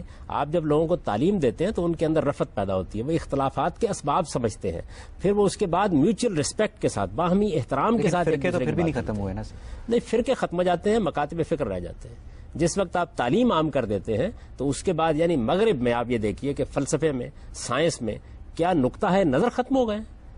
ایسا نہیں ہے, ایسی فضا بن گئی ہے کہ لوگ ایک دوسرے کو گالیاں نہیں دیتے, ایک دوسرے کی بات سنتے ہیں, باہمی احترام کے ساتھ ایک دوسرے کی بات سنتے ہیں. میں آپ سے اختلاف کر رہا ہوں, اختلاف کرنے کے بعد ہم ہنستے ہوئے اٹھ کے چلے جائیں, ایک چائے کے کپ پہ اکٹھے ہوں، اختلاف کریں اور یہ کہہ کے اٹھ جائیں کہ ہم اختلاف کرنے کے لیے بیٹھے تھے، نہیں اطمینان ہوا، نہیں اتفاق ہوا، کیا فرق پڑتا ہے؟ تو اگر ہمارے اندر یہ تعلیم اور تربیت پیدا ہو جائے، اس وقت صورتحال کیا ہے؟ اس وقت صورتحال یہ ہے بات یہ ہے کہ سوری کہ شیطان نے بھی تو اختلاف ہی کیا تھا نا. نہیں، شیطان نے اختلاف نہیں کیا، سرکشی کی ہے. یعنی اختلاف تو اس وقت تک تھا کہ اس نے ایک سوال کر لیا. دیکھیے اختلاف تو انسان کو کرنے کا حق ہے، لیکن اختلاف کرنے والا آپ اس دیکھیے پورا وہ واقعہ کتنی خوبصورتی سے قرآن نے بیان کیا ہے. اختلاف فرشتوں نے کیا، اللہ تعالیٰ نے اس اختلاف کے بعد یہ نہیں کیا کہ ڈانٹ دیا ہو، نہیں، اپنی فرشتوں نے کیا اختلاف کیا تھا؟ یعنی انہوں نے یہ کہا نا کہ آپ زمین پر اگر ایک صاحب اقتدار مخلوق بنانے والے ہیں تو فساد پیدا ہو جائے گا.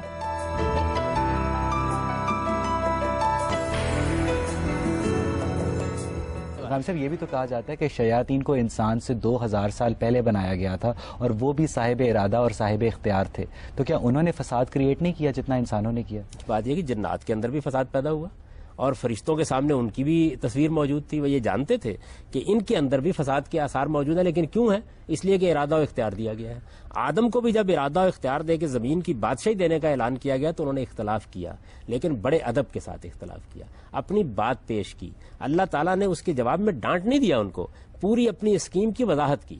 جب پوری اسکیم کی وضاحت کی تو دیکھیے انہوں نے اس کے اوپر کیا کہا، انہوں نے کہا بات سمجھ میں آ گئی. ابلیس نے یہ بات نہیں مانی، اس کو بتایا گیا کہ اس وقت تمہیں ایک امتحان میں ڈالا گیا تھا. وہ امتحان کیا تھا کہ تم اپنی انانیت کے تابع ہوتے ہو یا برتر خداوند کے حکم کی پیروی کرتے ہو. تمہیں اپنی بڑائی تو یاد رہی، خدا کی بڑائی یاد نہیں رہی. اس غلطی پر جب اسے متنبع کیا گیا تو یہ بھی ہو سکتا تھا کہ وہ مزید سوال کر لیتا، یہ بھی ہو سکتا تھا کہ وہ اپنا اشکال پیش کرتا. اس نے کہا کہ نہیں، اچھا اب مجھے ذلت میں ڈالا گیا ہے، میں اس ذلت کا بدلہ لوں گا اور قیامت تک سرکشی کے مقام پر کھڑا رہوں گا. تو یہ فیصلہ ہے اس کا جس کے بعد وہ اللہ کی رحمت سے محروم ہوا ہے. اسی طرح انسان کا معاملہ ہے، آپ کو غلطی لگی، مجھے غلطی لگی، میری غلطی مجھ پر واضح کی گئی. اس کو دیکھیں قرآن مجید نے خود سورہ نساء میں بیان کیا ہے، یہ بتایا ہے کہ وہ لوگ جو کسی وقت جذبات سے مغلوب ہو کر بڑے سے بڑے گناہ کا ارتکاب کر لیتے ہیں، یا ملون السوء بجہالہ، پھر اس کے بعد ان کو فوراً احساس ہوتا ہے کہ انہوں نے غلطی کر لی، اللہ نے یہ اپنے اوپر لازم کر رکھا ہے کہ بڑے سے بڑے گناہ کو بھی معاف کر دے. ٹھیک، تو آپ نے رویہ کیا اختیار کیا؟ اگر رویہ سرکشی کا ہے تو پھر یہ ہے کہ آپ کے دل میں ہمدردی کے جذبات پیدا ہو سکتے ہیں، لیکن کسی سرکش انسان کے لیے ہمدردی کے جذبات نہیں ہونے چاہیے. یعنی ہمارے ہاں بھی یہی صورتحال ہے کہ جس وقت کوئی آدمی سرکشی کے ساتھ قانون کی آنکھوں میں آنکھیں ڈال کر قانون توڑنے کی کوشش کرتا ہے، مقابلے میں کھڑا ہو جاتا ہے، اس کے بعد آپ کہتے ہیں کہ اس کو سخت ترین سزا دی جائے یا انتہائی سزا دی جائے، ورنہ تو افو درگزر کے بہت سے مواقع ہوتے ہیں. ماڈرن سائیکالوجی اور سوشولوجی سے یہ پتہ چلتا ہے کہ انسان کی سوشلائزیشن یا اس کا کلچر یا اس کی انوائرمنٹ جو ہے، جو اس کو خیر کے تقاضے بتاتا ہے، وہ بہت امپورٹنٹ ہوتے ہیں. جیسے افریقہ کے کچھ ٹرائبز میں کینیبلزم جو ہے وہ کیا بالکل جائز سمجھا جاتا ہے. تو ایک بچہ جو دیکھتا ہے کہ اس کی ماں، اس کے باپ، اس کے گرد و نواح میں اچھے لوگ جن کو وہ اچھا سمجھتا ہے، جس کے خیر کے تقاضوں کے حساب سے وہ کینیبلزم میں یا انسانی گوشت کھانے میں کیا کہتے ہیں ملوث ہیں، تو وہ اس کو برا کبھی نہیں سمجھے گا، جس کو ہم شر سمجھتے ہیں، مگر وہ تو خیر سمجھتے ہیں. خیر اور شر کے کچھ تصورات فطری ہیں، وہ عالمگیر ہیں، وہ تمام انسانوں میں پائے جاتے ہیں. کچھ چیزیں ایسی ہیں کہ جو سماجی اخلاقیات سے پیدا ہوتی ہیں. سماجی اخلاقیات اصل میں ان ایبسولوٹ یا مجرد تصورات کے بعد پیدا ہوتی ہیں، ان میں تبدیلیاں آتی رہتی ہیں، معاشرے کے لحاظ سے تبدیلیاں آتی رہتی ہیں، تمدن کی ترقی کے ساتھ تبدیلیاں آتی رہتی ہیں. ایبسولوٹ تقاضے اسی وجہ سے جاننے کی ضرورت پیش آتی ہے کہ وہ ہیں کیا. وہ مجرد تقاضے جو ہیں اسی وجہ سے قرآن مجید نے ان کو لسٹ کر کے الگ بیان کر دی ہے. جو ان کی بلبوتے پر اخلاقیات پیدا ہوتی ہے اس میں اختلاف بھی ہو جاتا ہے، اور اسی وجہ سے پیغمبروں کی ضرورت پڑتی ہے تاکہ ان کو بھی متعین کر لیا جائے. دوسری چیز یہ ہے کہ میں نے بار بار آپ کو یہ توجہ دلائی کہ انسان کے پاس ارادہ اور اختیار ہے. ارادے اور اختیار کو انسان غلط استعمال کرتا ہے. غلط استعمال کرنے کے نتیجے میں ایسی نوبت بھی آ جاتی ہے کہ اس کی فطرت بالکل مسخ ہو کے رہ جاتی ہے. چنانچہ آپ دیکھیے کہ بہت سے ایسے لوگ ہوں گے، بڑی انہوں نے نیکی سے خیر سے ابتدا کی ہوگی، بری صحبت میں پڑے، بتدریج صورتحال یہ ہو جاتی ہے کہ پھر وہ انسانوں کا خون پی رہے ہوتے ہیں اور ان کو احساس نہیں ہوتا کہ وہ یہ کام کر رہے ہیں. آپ دیکھیں ہمارے معاشرے کے اندر بہت سے مجرم ایسے ہیں، لیکن وہ جو بنیادی اخلاقیات اندر ہیں ان کا امتحان کیا ہے؟ ان کا امتحان یہ ہے کہ یہ تو ہو سکتا ہے کہ وہ کسی دوسرے کا خون پی لیں، لیکن جب انہیں بتایا جائے کہ ہم تمہارا خون پینے کا فیصلہ کر رہے ہیں، اس موقع پر وہ اندر جاگ اٹھتا ہے. جن لوگوں کو آپ کہتے ہیں نا کہ وہ یہ کرتے ہیں، آپ یہ دیکھیں وہ اپنے ساتھ وہ کرانے کے لیے تیار نہیں ہوتے. تو انسان کی فطرت میں کچھ تو فطری اخلاقیات ہیں، کچھ ان فطری اخلاقیات سے انفر کر کے استنباط کر کے سماجی اخلاقیات پیدا ہوتی ہیں. سماجی اخلاقیات بدلتی رہتی ہیں. مثلا بزرگوں کے معاملے میں ادب کا طریقہ اختیار کرنا ہے، یہ تو ایک اعلیٰ ترین قدر ہے. آپ بھی مانتے ہیں, میں بھی مانتا ہوں, ساری انسانیت مانتی ہے. ہمارے یہاں آج سے 50 سال پہلے اس نے سماجی اخلاقیات کی یہ صورت اختیار کر لی تھی کہ آپ کسی بڑے کے سامنے یا بزرگ کے سامنے سر ننگے نہیں جائیں گے. یہ تبدیل ہو گئی. اس کی وجہ یہ کہ یہ اصل میں اس کی مینیفیسٹیشن تھی. اصل قدر اپنی جگہ موجود ہے. ہو سکتا ہے آج ادب اور احترام کے نئے اسالیب وجود میں آ جائیں. تو یہ انسانی تمدن میں ہوتا رہتا ہے. عام طور پر ہمارے ماہرین سماجیات, عمرانیات اور ماہرین نفسیات جو غلطی کرتے ہیں وہ اصناف کی کیٹیگرائزیشن کی غلطی ہے. یعنی وہ فطری اخلاقیات اور سماجی اخلاقیات میں فرق نہیں کرتے. فطری اخلاقیات ناقابل تغیر ہیں, عالمگیر ہیں, ہمیشہ سے ہیں, ہمیشہ رہیں گی. سماجی اخلاقیات ان سے پیدا ہوتی ہیں, ان کی بنیاد پر اٹھتی ہیں, وہ تبدیل ہوتی ہیں. جس طرح پازیٹیو چارج اپنی شناخت کے لیے نیگیٹو چارج کا محتاج ہوتا ہے, تو کیا رحمان بھی اپنی شناخت کے لیے شیطان کا محتاج ہے؟ دیکھیے بات یہ ہے کہ رحمان اپنی شناخت کے لیے کسی چیز کا محتاج نہیں ہے. رحمان تو اپنی تخلیقی فعالیت کا اظہار کر رہا ہے. وہ خالق ہے, اس سے تخلیق کا ظہور ہو رہا ہے. کیونکہ اس کے اندر رحمت کے دائیات موجود ہیں, اس لیے وہ بڑی سے بڑی اعلیٰ مخلوقات پیدا کرتا چلا جا رہا ہے. ان مخلوقات میں اس نے فیصلہ کیا کہ کچھ ایسی مخلوقات بھی پیدا کرے گا جن کو ارادہ اور اختیار دے گا. ارادے اور اختیار کے نتیجے میں شیطان وجود میں آتے ہیں, اور ارادے اور اختیار کے نتیجے میں انبیاء علیہ السلام وجود میں آتے ہیں. تو یہ چیز تو اصل میں اللہ تعالیٰ کے تخلیقی عمل کا ایک ناگزیر نتیجہ ہے. اس میں خدا کی شناخت کے احتیاج یا اس کا محتاج ہونے کا کوئی سوال نہیں ہے. وہ اس سے بالا تر ہے. وہ تو یہ کہتا ہے کہ تم میری آیات کا کیا شمار کرو گے؟ اگر سارے تمہارے سمندر روشنائی بن جائیں اور سارے درخت قلم بن جائیں تو میری دنیاؤں کا تم احاطہ نہیں کر سکتے. ابھی تو ہمارا حال یہ ہے کہ یہ تھوڑی سی ہم نے سائنسی جدوجہد کی ہے پچھلے 200 سال میں, تو معلوم ہوا کہ اس کائنات کے اندر یہ ہماری زمین جس میں ہم بڑی چیز سمجھتے تھے, یہ ایک ذرہ ناچیز ہے. نہیں ہم صاحب, اب مسئلہ یہ ہے کہ اب اگر ہر طرف رحمان کا ظہور ہو, شیطان ہو ہی نہ, تو پھر ہم برائی کو کس کے کھاتے میں ڈالیں گے؟ یہ بات یہ ہے کہ اگر رحمان کا ہر طرف ظہور ہو, جیسے کہ مجھے توقع ہے کہ جنت میں ہو جائے گا, تو اس موقع کے اوپر اب برائی ہوگی نہیں, اس لیے اس کو کسی کھاتے میں ڈالنے کی ضرورت نہیں ہوگی. اس کا مطلب ہے دنیا میں اسٹیبلٹی کے لیے شیطان اتنا ہی ضروری ہے جتنا رحمان. اختیار کے استعمال اور اس امتحان کے لیے جس میں انسان کو ڈالا گیا ہے, اس میں یہ ضروری تھا کہ آپ کے اندر یہ صلاحیت رکھی جائے کہ آپ برائی کر سکیں. یعنی ہمارے اندر جو صلاحیت ہے برائی کرنے کی وہ شیطان ہے. آپ کے اندر جو صلاحیت ہے برائی کرنے کی وہ آپ کے نفس کا دائیہ ہے. شیطان تو اصل میں یا ہم بنتے ہیں یا جنات بنتے ہیں نا. شیطان اس کو نہیں کہتے ہم.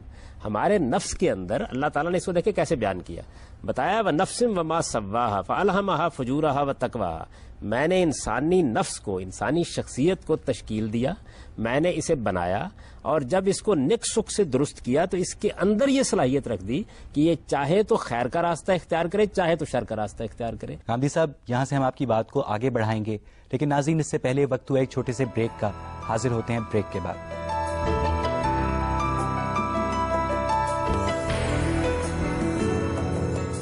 برائی کرنے کے لیے ہمیشہ شیطان کی سپورٹ کی ضرورت ہے, یا صرف جو اس کا ارادہ ہے, جیسے کہ آپ نے کہا کہ آپ برا ارادہ کر لیں, تو کیا وہ صرف اس کے ذریعے وہ برا عمل کر سکتا ہے, یا اسے شیطان کی ضرورت ہوتی ہے؟ اس کا بہت اچھا موقع اس وقت ملتا ہے جب آپ رمضان کے مہینے میں برائی کرتے ہیں. دیکھیے اللہ تعالیٰ کہتے ہیں کہ میں شیطان کو تو بند کر دیتا ہوں, جنات کو میں کسی قسم کے بھی وسوسے ڈالنے سے روک دیتا ہوں, اس کے باوجود برائی ہوتی ہے. تو اس کا مطلب یہ ہے کہ برائی کا منبع اور شر کا منبع خود آپ کا ارادہ و اختیار ہے. جب آپ اسے غلط استعمال کرتے ہیں تو اسے شر پیدا ہونا شروع ہو جاتا ہے. ایسا بات یہ ہے کہ مولانا مودودی اپنی تفہیم القرآن میں لکھتے ہیں کہ شیطان صرف اور صرف انسان کے اندر وسوسہ ڈالنے کی قوت رکھتا ہے, کسی کو جسمانی طور پر بیمار نہیں کر سکتا.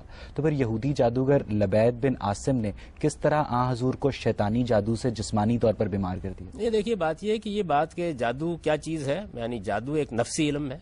اس میں شیاطین کا دخل بہت بعد میں شروع ہوتا ہے. جادو کی کئی اقسام ہیں, اور آپ جب کسی نفسی علم سے کام لیتے ہیں, جیسے اب پیرا سائیکالوجی آپ کو بہت سی چیزیں بتا رہی ہے جس میں آپ اثر انداز ہو سکتے ہیں, ٹیلی پیتھی ہے اور بہت سی چیزیں ہیں. ان تمام چیزوں میں آپ کے اپنے نفس کی قوتیں اثر انداز ہوتی ہیں. جادو میں بھی عام طور پر انہی قوتوں سے کام لیا جاتا ہے. اس یہودی نے کیا جادو کرنے کی کوشش کی تھی اس کی کوئی تفصیلات ہمیں معلوم نہیں ہے. یہ معلوم نہیں ہے, دن بدن بیمار پڑتے چلے گئے. یہ کہا جاتا ہے کہ ان کی کنگھی کے اوپر جادو ہو گیا. نہیں, یہ تو بہت حد تک دیکھیے بات یہ ہے کہ افسانے ہیں. اتنی سی بات صحیح روایتوں کے اندر بیان ہوئی ہے کہ جادو کرنے کی کوشش کی گئی. دیکھیے یہود کے بارے میں یہ بات قرآن نے بھی واضح کر دی ہے کہ جب انہوں نے دیکھا کہ استدلال کے میدان میں اس دعوت کو شکست نہیں دی جا سکتی, اخلاقی لحاظ سے بھی یہ اتنے برتر لوگ ہیں کہ ان کے مقابلے میں کوئی بات نہیں کہی جا سکتی, تو جس طرح انہوں نے جسمانی نقصانات پہنچانے کے لیے بہت سے منصوبے بنائے, جیسے کبھی بلا کر پتھر لڑکا دیا یا اس طرح کے معاملات کیے. اسی طرح جادوگروں سے بھی مدد لی جس طرح کہ اب بھی ہمارے ہاں لوگ کرتے ہیں. تو جادو کرنے کی کوشش کی گئی, یعنی وہ اپنی کوشش میں کامیاب نہیں ہوئے. رسالت میں آپ صلی اللہ علیہ وسلم نے کچھ گرانی سی محسوس کی, اور اس کے بعد روایتوں میں یہ آتا ہے کہ آپ کو اللہ تعالیٰ کی طرف سے تعلیم دی گئی کہ آپ دعا کریں. جب آپ نے دعا کی تو وہ گرانی ختم ہو گئی. اس کو بعد لوگوں نے افسانہ بنا کے اس میں بہت سی تفصیلات کا اضافہ کر دیا ہے. قرآن مجید اس معاملے میں بالکل واضح ہے کہ کسی پیغمبر کو بھی ہرگز اس کے دشمنوں کے ہاتھ میں نہیں دیا جاتا. اللہ تعالیٰ اس کی حفاظت کرتا ہے. قرآن کے الفاظ ہیں واللہ یعصمک من الناس, آپ مطمئن رہیں اللہ تعالیٰ ان انسانوں کے مقابلے میں آپ کی حفاظت کرے گا. تو جو خدا کی حفاظت میں ہو اس کے اوپر کوئی چیز کیسے اثر انداز ہو سکتی ہے. وقتی طور پر ایک اثر ضرور ہوا, اللہ کی دعا سے فوراً ختم. ایسا مسئلہ یہ ہے, حضرت زکریا بھی تو پیغمبر تھے, انہیں بھی تو ان کے دشمنوں کے حوالے کر دیا گیا. یہ بات یہ ہے کہ اللہ تعالیٰ جس وقت کسی قوم کو سزا دینا چاہتے ہیں اور جس وقت وہ یہ فیصلہ کر لیتے ہیں کہ اب اس قوم کو آخری درجے میں سزا دینی ہے, تو پھر بعض اوقات پیغمبروں کے ساتھ بھی یہ معاملہ ہوتا ہے کہ پھر ان کو حوالے کر دیا جاتا ہے. لیکن وہ بھی صرف نبیوں کو, رسولوں کے معاملے میں یہ کبھی نہیں ہوتا. ٹھیک, آپ پوچھیے. اگر ابلیس کے واقعے کو غور سے دیکھا جائے تو اس میں یہ انڈورس کیا جاتا ہے کہ ڈکٹیٹرشپ ہو, الٹیمیٹ ٹروتھ کا ایک کانسیپٹ ہو, اور اگر کوئی بات کہہ رہا ہے اور آپ اس کو صحیح نہیں سمجھتے تو آپ اس کو سزا دے دیں, بلکہ فار لائف سزا دے دیں. تو اگر آپ کوئی نے سرکشی کے لفظ پر غور نہیں کیا. سرکشی کا مطلب یہ ہوتا ہے کہ میں نے ایک رائے قائم کی, مجھ پر میری رائے کی غلطی واضح ہو گئی, میں اب بھی اس پہ اصرار کر رہا ہوں, اس کو سرکشی کہتے ہیں.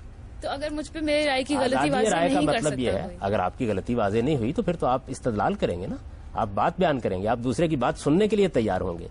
جب میں اپنے آپ کو انسان سمجھ کر اپنی رائے کا اظہار کر رہا ہوتا ہوں تو میں یہ کہتا ہوں جی میں نے یہ بات اس طرح سمجھی ہے, میرے پاس اس کے یہ دلائل ہیں, میں اپنی بات بیان کر رہا ہوں. یہ چیز جو ہے یہ تو کبھی بھی سرکشی نہیں ہوتی. آپ 10 سال تک اظہار رائے کرتے رہیے لیکن آپ سمجھنے والے بن کر اظہار رائے کر رہے ہیں. لیکن دیکھیے نا, اگر جس طرح کوئی ایک کنٹری کا کوئی رولر ہے جو کہہ رہا ہے کہ میں قرآن کے بیسس پہ رول کر رہا ہوں, اور میں آگے سے یہ کہہ رہی ہوں کہ قرآن عورتوں کی طرف ڈسکریمنیٹری لاز بناتا ہے, اور وہ میری بات نہیں مان رہا, تو ایک پوائنٹ ایسا آئے گا جب میں کچھ ایسا کرنا چاہوں گی کہ اب میں اپنے حقوق کے لیے کچھ کروں بجائے کہ صرف اظہار رائے کرتی رہوں, تو وہ اس کو سرکشی کاؤنٹ کیا جائے گا اور مجھے سزا دے دی جائے گی, یا اس کو کیا کس طرح سے؟ نہیں بھی دنیا کے قوانین بالکل مختلف ہیں. دنیا میں سزا دینے کے لیے یہ ضروری ہے کہ آپ نے کسی جرم کا ارتکاب کیا ہو.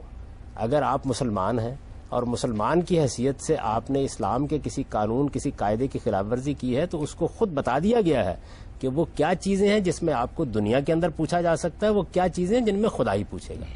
تو آپ اگر مثال کے طور پر قرآن مجید کی کسی انٹرپریٹیشن کو بیان کرتی ہیں تو آپ کو پورا حق ہے کہ اسے بیان کریں, آپ اس کے دلائل دیں. فرق اس بات سے پڑتا ہے کہ میں ایک اسلامک اسٹیٹ میں رہتی ہوں, یا فرق اس بات سے پڑتا ہے کہ میں مسلمان ہوں یا نہیں؟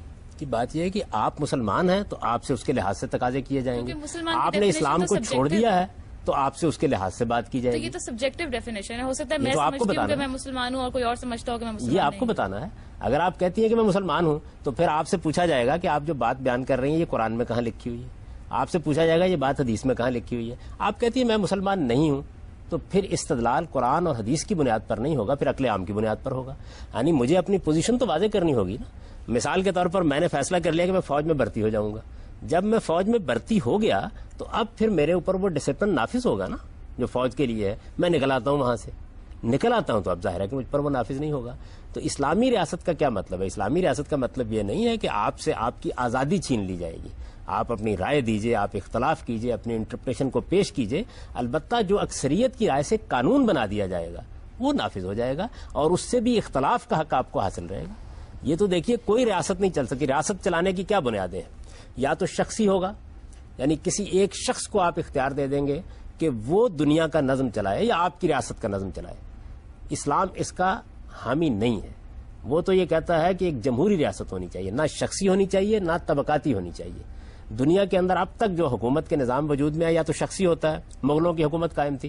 آپ یہ جانتی ہیں کہ اکبر اعظم کا نقطہ نظر اور تھا, اس نے اس کا نفاذ کر دیا. عالمگیر کا نقطہ نظر اور تھا, اس نے اس کا نفاذ کر دیا. اب شخصی حکومت ہمارے ہاں مسلمانوں کے اندر بھی بہت سی جگہوں پر قائم ہے, وہاں وہ نفاذ کر رہے ہیں. طبقاتی حکومت کا مطلب یہ ہے کہ ایک خاص طبقے کو حکومت حاصل ہوگی, جیسے مثلا ایران میں ہے, وہاں طبقہ علماء کے ہاتھ میں اقتدار دے دیا گیا ہے, وہ اپنی رائے کے مطابق حکومت کر رہے ہیں.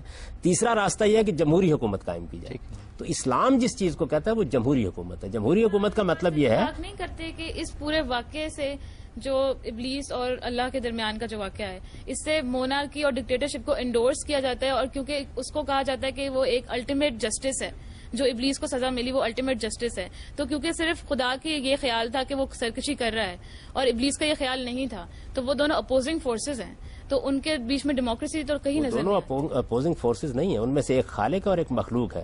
یہ بات بھی صحیح نہیں ہے کہ ابلیس کا یہ خیال نہیں تھا. ابلیس نے یہ مانا ہے کہ میں سرکشی کر رہا ہوں اور میں اس پر کھڑا ہو گیا ہوں اور میں اسی بنیاد کے اوپر مقابلہ کروں گا. یہ ساری بات ہوئی ہے اور وہاں پر خدا کا انصاف ہے, ہو رہا ہے. آپ بات کر رہی ہیں انسانوں کے معاملے میں. انسانوں کے معاملے میں اصول یہ ہے کہ امرہم شورا بینہم کا طریقہ ہوگا, یعنی اکثریت کی رائے کی بنیاد پر قانون سازی ہوگی, اکثریت کی رائے کی بنیاد پر فیصلے کیے جائیں گے, اکثریت کی رائے نافذ ہوگی. اقلیت کو حق حاصل ہے کہ وہ تنقید کرے, اپنی رائے بیان کرے, لوگوں کو اس کا قائل کرے. کل کو اگر اس کو اکثریت حاصل ہو جاتی ہے تو وہ قانون بن جائے گا.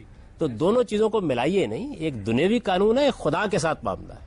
خدا کے ساتھ جب معاملہ ہوگا تو تب کسی عدالت میں ثابت کرنے کی ضرورت نہیں ہوگی, آپ کا ضمیر خود سامنے کھڑا ہو جائے گا.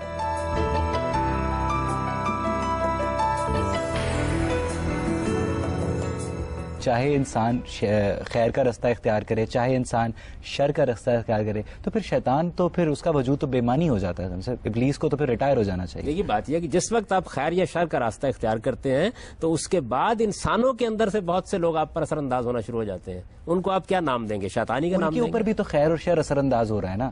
دیکھیے آپ شیطان کے ذمہ سب کچھ کیوں لگاتے ہیں؟ یعنی شر کا منبع شیطان نہیں ہے. شیطان تو خود نفس کے اندر پیدا ہونے والے میلانات کے غلط استعمال کے نتیجے میں شیطان بنا ہے. میں نے آپ کو بتایا کہ ہم انسانوں کے بارے میں کہتے ہیں کہ یہ شیطان ہو چکا ہے. اب تو اس کو کس نے شیطان بنایا؟ اس کے نفس کے میلانات نے. ابتدا تو ہمیشہ وہاں سے ہوگی, یعنی اس کے اندر جو خیر و شر کی صلاحیت اس پہ اثر انداز نہیں ہو رہا. ابلیس بعد میں اثر انداز ہوگا. یعنی پہلے مرحلے میں تو انسان فیصلہ کرتا ہے. با ارادہ با شعور مخلوق ہونے کا مطلب ہی یہ ہے کہ فیصلہ مجھے کرنا ہے. آپ جائزہ لیں اس بات کا کہ شر کیسے وجود میں آتا ہے. ہمیشہ یا خواہش کا غلبہ ہوگا, یا رغبت کا غلبہ ہوگا, یا جذبات کا غلبہ ہوگا, یا تعصب کا غلبہ ہوگا. ہو نہیں سکتا اس کے بغیر. تو پہلے مرحلے میں تو آپ کے اندر شر پیدا ہوا. جب آپ نے شر کو پیدا کر لیا تو اب دوسرے اثر انداز ہوئے. تو شیطان شر کا منبع نہیں ہے. شر کا منبع اختیار اور ارادے کی صلاحیت ہے جو آپ کے اندر دی گئی. شیطان پھر یہاں پہ کیوں وجود میں ہے؟ جب اللہ تعالیٰ نے انسان کے اندر نفس کریٹ کر دی تھی تو شر بھی اللہ تعالیٰ نے بنایا. اگر شر اللہ تعالیٰ نے نہ بنا کے بھیجا ہوتا تو امتحان کس چیز کے درمیان ہو؟ اللہ نے شر نہیں بنایا, اللہ نے آپ کو اختیار دیا ہے. اختیار دینے کے بعد آپ اسے استعمال کریں گے. لفظ اختیار پر غور کیجئے. اختیار کا مطلب ہی یہ ہے کہ وہ غلط بھی استعمال ہو سکتا ہے, صحیح بھی استعمال ہو سکتا ہے. اگر آپ صرف صحیح کام کریں تو اختیار کیا ہوا؟ تو اختیار سے شر پیدا ہوتا ہے. اللہ تعالیٰ کو شر بنانے کی کیا ضرورت ہے؟ اللہ نے تو ایک بڑی اعلیٰ مخلوق بنائی انسان کی صورت میں. اس کو شعور دیا, اس کو ارادہ دیا, اس کو عقل دی, اس کو جذبات دیے, اس کو شاعری کرنے کی صلاحیت دی, اس کو ادب تخلیق کرنے کی صلاحیت دی, اس کو ایسٹیٹک سینس دی, اس کے اندر جمالیات کی پیدا کی. اللہ نے تو کمال کر دیا, لیکن آپ کو اختیار دیا. اختیار کو استعمال آپ نے کرنا ہے. آپ غلط استعمال کرتے ہیں. شر اگر ہم کریٹ کرتے ہیں تو آلریڈی ہے یہاں پہ. اگر بجلی ہم نے بنائی تو آلریڈی مطلب وہ تھی اس دنیا میں. آپ دو باتوں کو ملا رہے ہیں. بجلی ایک چیز ہے جس کو آپ نے دریافت کیا ہے. دریافت کی ہے تو آپ نے آپ کو جو چیز دی گئی, آپ نے شر دریافت نہیں کیا. ایسا نہیں کہیں پایا جاتا تھا آپ نے دریافت کیا ہے. آپ کو اختیار دیا تھا, آپ نے اس کو استعمال کیا, شر وجود میں آ گیا. بات یہ ہے کہ ابلیس ایک ذی ارادہ شخصیت ہے. اب فرض کریں وہ قیامت سے پہلے ارادہ کر لیتا ہے کہ میں توبہ کر لیتا ہوں, اور اب توبہ کا دروازہ ہمیشہ کھلا ہے, تو پھر کیا ہوگا ہم سے؟ یہ بات یہ ہے کہ اگر وہ ایسا کر لے گا تو اللہ تعالیٰ اپنے قانون کے مطابق جو فیصلہ مناسب سمجھیں گے کر لیں گے. ایک مفروض ہے نا جو آپ ایک مفروض ہے نا آپ نے قائم کیا. ہم سے پھر اس کو بخش دیا جائے گا. یہ بات یہ ہے کہ میں تو کوئی فیصلہ کرنے کی پوزیشن میں اس لیے نہیں ہوں کہ اس کے پہلے جرائم کتنے ہیں اس کے لحاظ سے ہی معاملہ کیا جائے گا نا. ہر توبہ لازم نہیں ہے کہ آپ کے پچھلے جرائم کی تلافی کے بغیر آپ کو صاف صاف جنت میں پہنچا دے. مثال کے طور پر ایک آدمی نے قتل کیے ہیں, ایک آدمی نے انسانوں کے ساتھ ظلم کیا ہے, ان کا مال لوٹا ہے, وہ اس کی تلافی تو کرتا نہیں, تو توبہ آپ کس کو کہتے ہیں؟ یعنی یہ کوئی آسان کام ہے کہ ایک شخص انسانوں کو بہکانے اور خدا کے مقابل میں کھڑا کرنے پر صدیاں گزار دے, بے شمار انسان دنیا سے رخصت ہو جائے, وہ اس کے تمام تیروں کے ترکش جتنے تیر نکلے ہوں ان کا ہدف بن کے رخصت ہوئے ہوں, اور اس کے بعد وہ یک بہ کہ توبہ. توبہ کوئی الفاظ کا مجموعہ نہیں ہے. آپ کو اگر انسانوں کی حیثیت سے بھی کسی وقت حقوق العباد کے معاملے میں توبہ کرنی ہو تو وہ محض توبہ کا لفظ ادا کرنے سے نہیں ہوتی, آپ کو تلافی کرنی پڑے گی. اگر آپ نے کسی کا مال لوٹا ہے تو واپس کرنا پڑے گا, کسی کو قتل کیا تو اس سے معافی مانگنی پڑے گی. ابلیس فرض کریں توبہ کر لیتا ہے, وہ ایک عرصے تک اپنے گناہوں کی سزا جہنم میں بھی کاٹ لیتا ہے, تو الٹیمیٹلی کیا اسے داخل جنت کر لیا جائے گا؟ اگر وہ واقعی توبہ کر لیتا ہے, آپ کی بات میں اگر تھوڑی دیر کے لیے مان لوں اور اللہ اس کے بارے میں یہ فیصلہ کرے کہ اس کو سزا دے کر نکال لیا جائے, تو وہ فیصلہ کرنے کا حق رکھتا ہے. خلاف انصاف نہیں ہے, لیکن یہ ایک مفروض ہے جس پر آپ سوال کر رہے ہیں. دیکھیے بات یہ ہے کہ اللہ تعالیٰ جو کچھ کریں گے انصاف کے ساتھ کریں گے. انہوں نے یہ بتا دیا کہ ظلم کسی حال میں نہیں ہوگا, کسی مخلوق پر بھی وہ ظلم نہیں کرتے, بلکہ اپنے بارے میں یہ کہتے ہیں کہ ما انا بظلام للعبید, میں اپنے بندوں پر ادنا درجے میں بھی کوئی ظلم کرنے والا نہیں. ایک آگ ہے, ہم جانتے ہیں کہ میٹر کے باہمی کیمیکل ریاکشن سے پیدا ہوتی ہے, اس لیے آگ کاز نہیں افیکٹ ہے. تو آگ تخلیق ہے, تو آگ پھر کس طرح شیطان اور جنوں کا کاز ہو سکتی ہے؟ نہیں, وہ مادہ تخلیق ہے. جس طرح میرا مادہ تخلیق جو ہے وہ مادے کی یہ ٹھوس چیزیں ہیں. آپ نے تجزیہ کیا نا انسان کا, تو معلوم ہوا کہ اس کے اندر اتنی کیلشیم ہے, لیکن اس کے اندر اتنا لوہا ہے. مٹی کہاں ہے؟ مٹی کہاں ہے؟ انسان کہتے ہیں نا کہ مٹی سے بنا, کیسے بنا کہتے ہیں مٹی سے؟ اس لیے کہتے ہیں مٹی سے کہ اس زمین کے جو اجزاء ہیں, یہ ٹھوس مادی زمین کے جو اجزاء ہیں وہی انسان کے اندر پائے جاتے ہیں. اور آگ کے اجزاء جنوں میں پائے جاتے ہیں, اور شاید یعنی وہ مادہ تخلیق ہے. دیکھیے نا, مادہ تخلیق کا مطلب یہ ہوتا ہے کہ آپ نے لوہا پکڑا, اس سے آپ نے تلوار بنا دی, لوہا پکڑا اس سے آپ نے چاقو بنا دیا, لوہا پکڑا اس سے آپ نے جہاز بنا دیا. تو مادہ تخلیق کیا ہے آپ کا؟ مادہ تخلیق یہ ٹھوس مادی چیزیں ہیں, یا ان کی انرجی کی فارم ہے, یا لائٹ کی فارم ہے. اس وقت آپ نے جو مادی کائنات کا مطالعہ کیا ہے تو ان تینوں چیزوں کو دریافت کیا, یعنی مادہ ان تینوں حالتوں میں ہوتا ہے. ان تینوں حالتوں سے اللہ تعالیٰ نے 3 مخلوقات بنا دی. ایسا اب آخری سوال یہ ہے کہ خدا, شیطان اور انسان ایک ٹرائنگل بنتا ہے. اس ٹرائنگل کو آپ نے کس طرح سمجھا, اس کے باہمی روابط کو؟ میرے خیال کے مطابق تو کوئی مثلث نہیں ہے. خدا خالق ہے اور ہم سب اس کی مخلوقات ہیں. ان مخلوقات میں فرشتے بھی ہیں, ان میں جنات بھی ہیں, ان میں انسان بھی ہیں. انسانوں کے اندر بھی نیک موجود ہیں, جنوں کے اندر بھی نیکوکار موجود ہیں. ہمارے اندر بھی غلطیاں کرنے والے موجود ہیں, ان کے اندر بھی غلطیاں کرنے والے موجود ہیں. ہمارے اندر بھی سرکش ہو کر کچھ شیطان بن جاتے ہیں, ان کے اندر بھی سرکش ہو کر کچھ شیطان بن گئے. یعنی یہ یوں تو نہیں ہے کہ یہ تینوں کی تینوں برتر قوتیں ہیں جو ایک مثلث کے زاویے بنا رہی ہیں. وہ خالق ہے, اس نے انسان کو ارادہ دیا, اس نے جنات کو بھی ارادہ دیا. 2 مخلوقات ہیں, ایک مخلوق کو ہم دیکھ رہے ہیں اپنی آنکھوں کے سامنے, ایک کے بارے میں ہمیں اطلاع دے دی گئی ہے, اور جانوروں کو ہم دیکھ رہے ہیں کہ انہیں ارادہ و اختیار نہیں دیا گیا. یعنی کتنی مخلوقات ہیں جن کو ہم نے دیکھا, دریافت کیا. جراثیم کے بارے میں کوئی جانتا ہی نہیں تھا, خوردبین ایجاد ہوئی تو معلوم ہوا وہ بھی ایک مخلوق ہے, اور ہزاروں لاکھوں کروڑوں کی تعداد میں خود ہمارے اوپر رینگ رہی ہوتی ہے. لیکن جب تک وہ ہمارے پاس اسباب نہیں پیدا ہوئے کہ اس کو دیکھ سکیں, ہم نہیں دیکھ سکے اس کو. اسی طرح کا معاملہ انسان اپنے حاضر علم میں گرفتار ہو جاتا ہے. تو جس طریقے سے آپ کو خوردبین کے نیچے لے جا کر بتایا جاتا ہے کہ دیکھیے ایک اور مخلوق بھی پائی جاتی ہے, اسی طرح اللہ تعالیٰ قرآن مجید میں یہ بتا رہے ہیں کہ ایک اور مخلوق جنات کی صورت میں پائی جاتی ہے. اس کا مادہ تخلیق آگ ہے, انرجی ہے, اور اس کے تحت وہ وجود میں آتی ہے. اس کے اندر بھی وہی صفات ہیں جو انسانوں کے اندر ہیں, ارادہ بھی ہے, اختیار بھی ہے, غلط بھی استعمال کرتی ہے, صحیح بھی استعمال کرتی ہے. آپ سورہ جن قرآن مجید کی پڑھیے, اس میں بتایا گیا ہے کہ جنات نے خود یہ بتایا کہ ہمارے اندر بڑے نیکوکار, اللہ کو ماننے والے, پیغمبروں کی دعوت پر ایمان رکھنے والے موجود ہیں, اور ہمارے اندر سرکش بھی موجود ہے. خدا فرشتوں کو مخاطب کر کے شیطان کے متعلق کہتا ہے کہ پستی فطرت نے سکھلائی ہے یہ, تیری مشیت میں نہ تھا میرا سجود, دے رہا ہے اپنی آزادی کو مجبوری کا نام, ظالم اپنے شعلہ سوزاں کو خود کہتا ہے دودھ. ناظرین, جب قرآن مجید میں اللہ تعالیٰ شیطان کو انسان کا کھلا دشمن قرار دیتا ہے تو وہ انسان کو شیطان کے اسی شعلہ سوزاں سے بچنے کی تلقین بھی کرتا ہے. اور اب یہ انسان پہ ہے کہ یا تو وہ رحمان کے رستے پہ چل کر جنت کا طلبگار ہو, یا شیطان کا پیروکار بن کے دوزخ کا حقدار ہو. اس کے ساتھ ہی مجھے اور پروگرام غامدی کی پوری ٹیم کو اجازت دیجیے. خدا حافظ.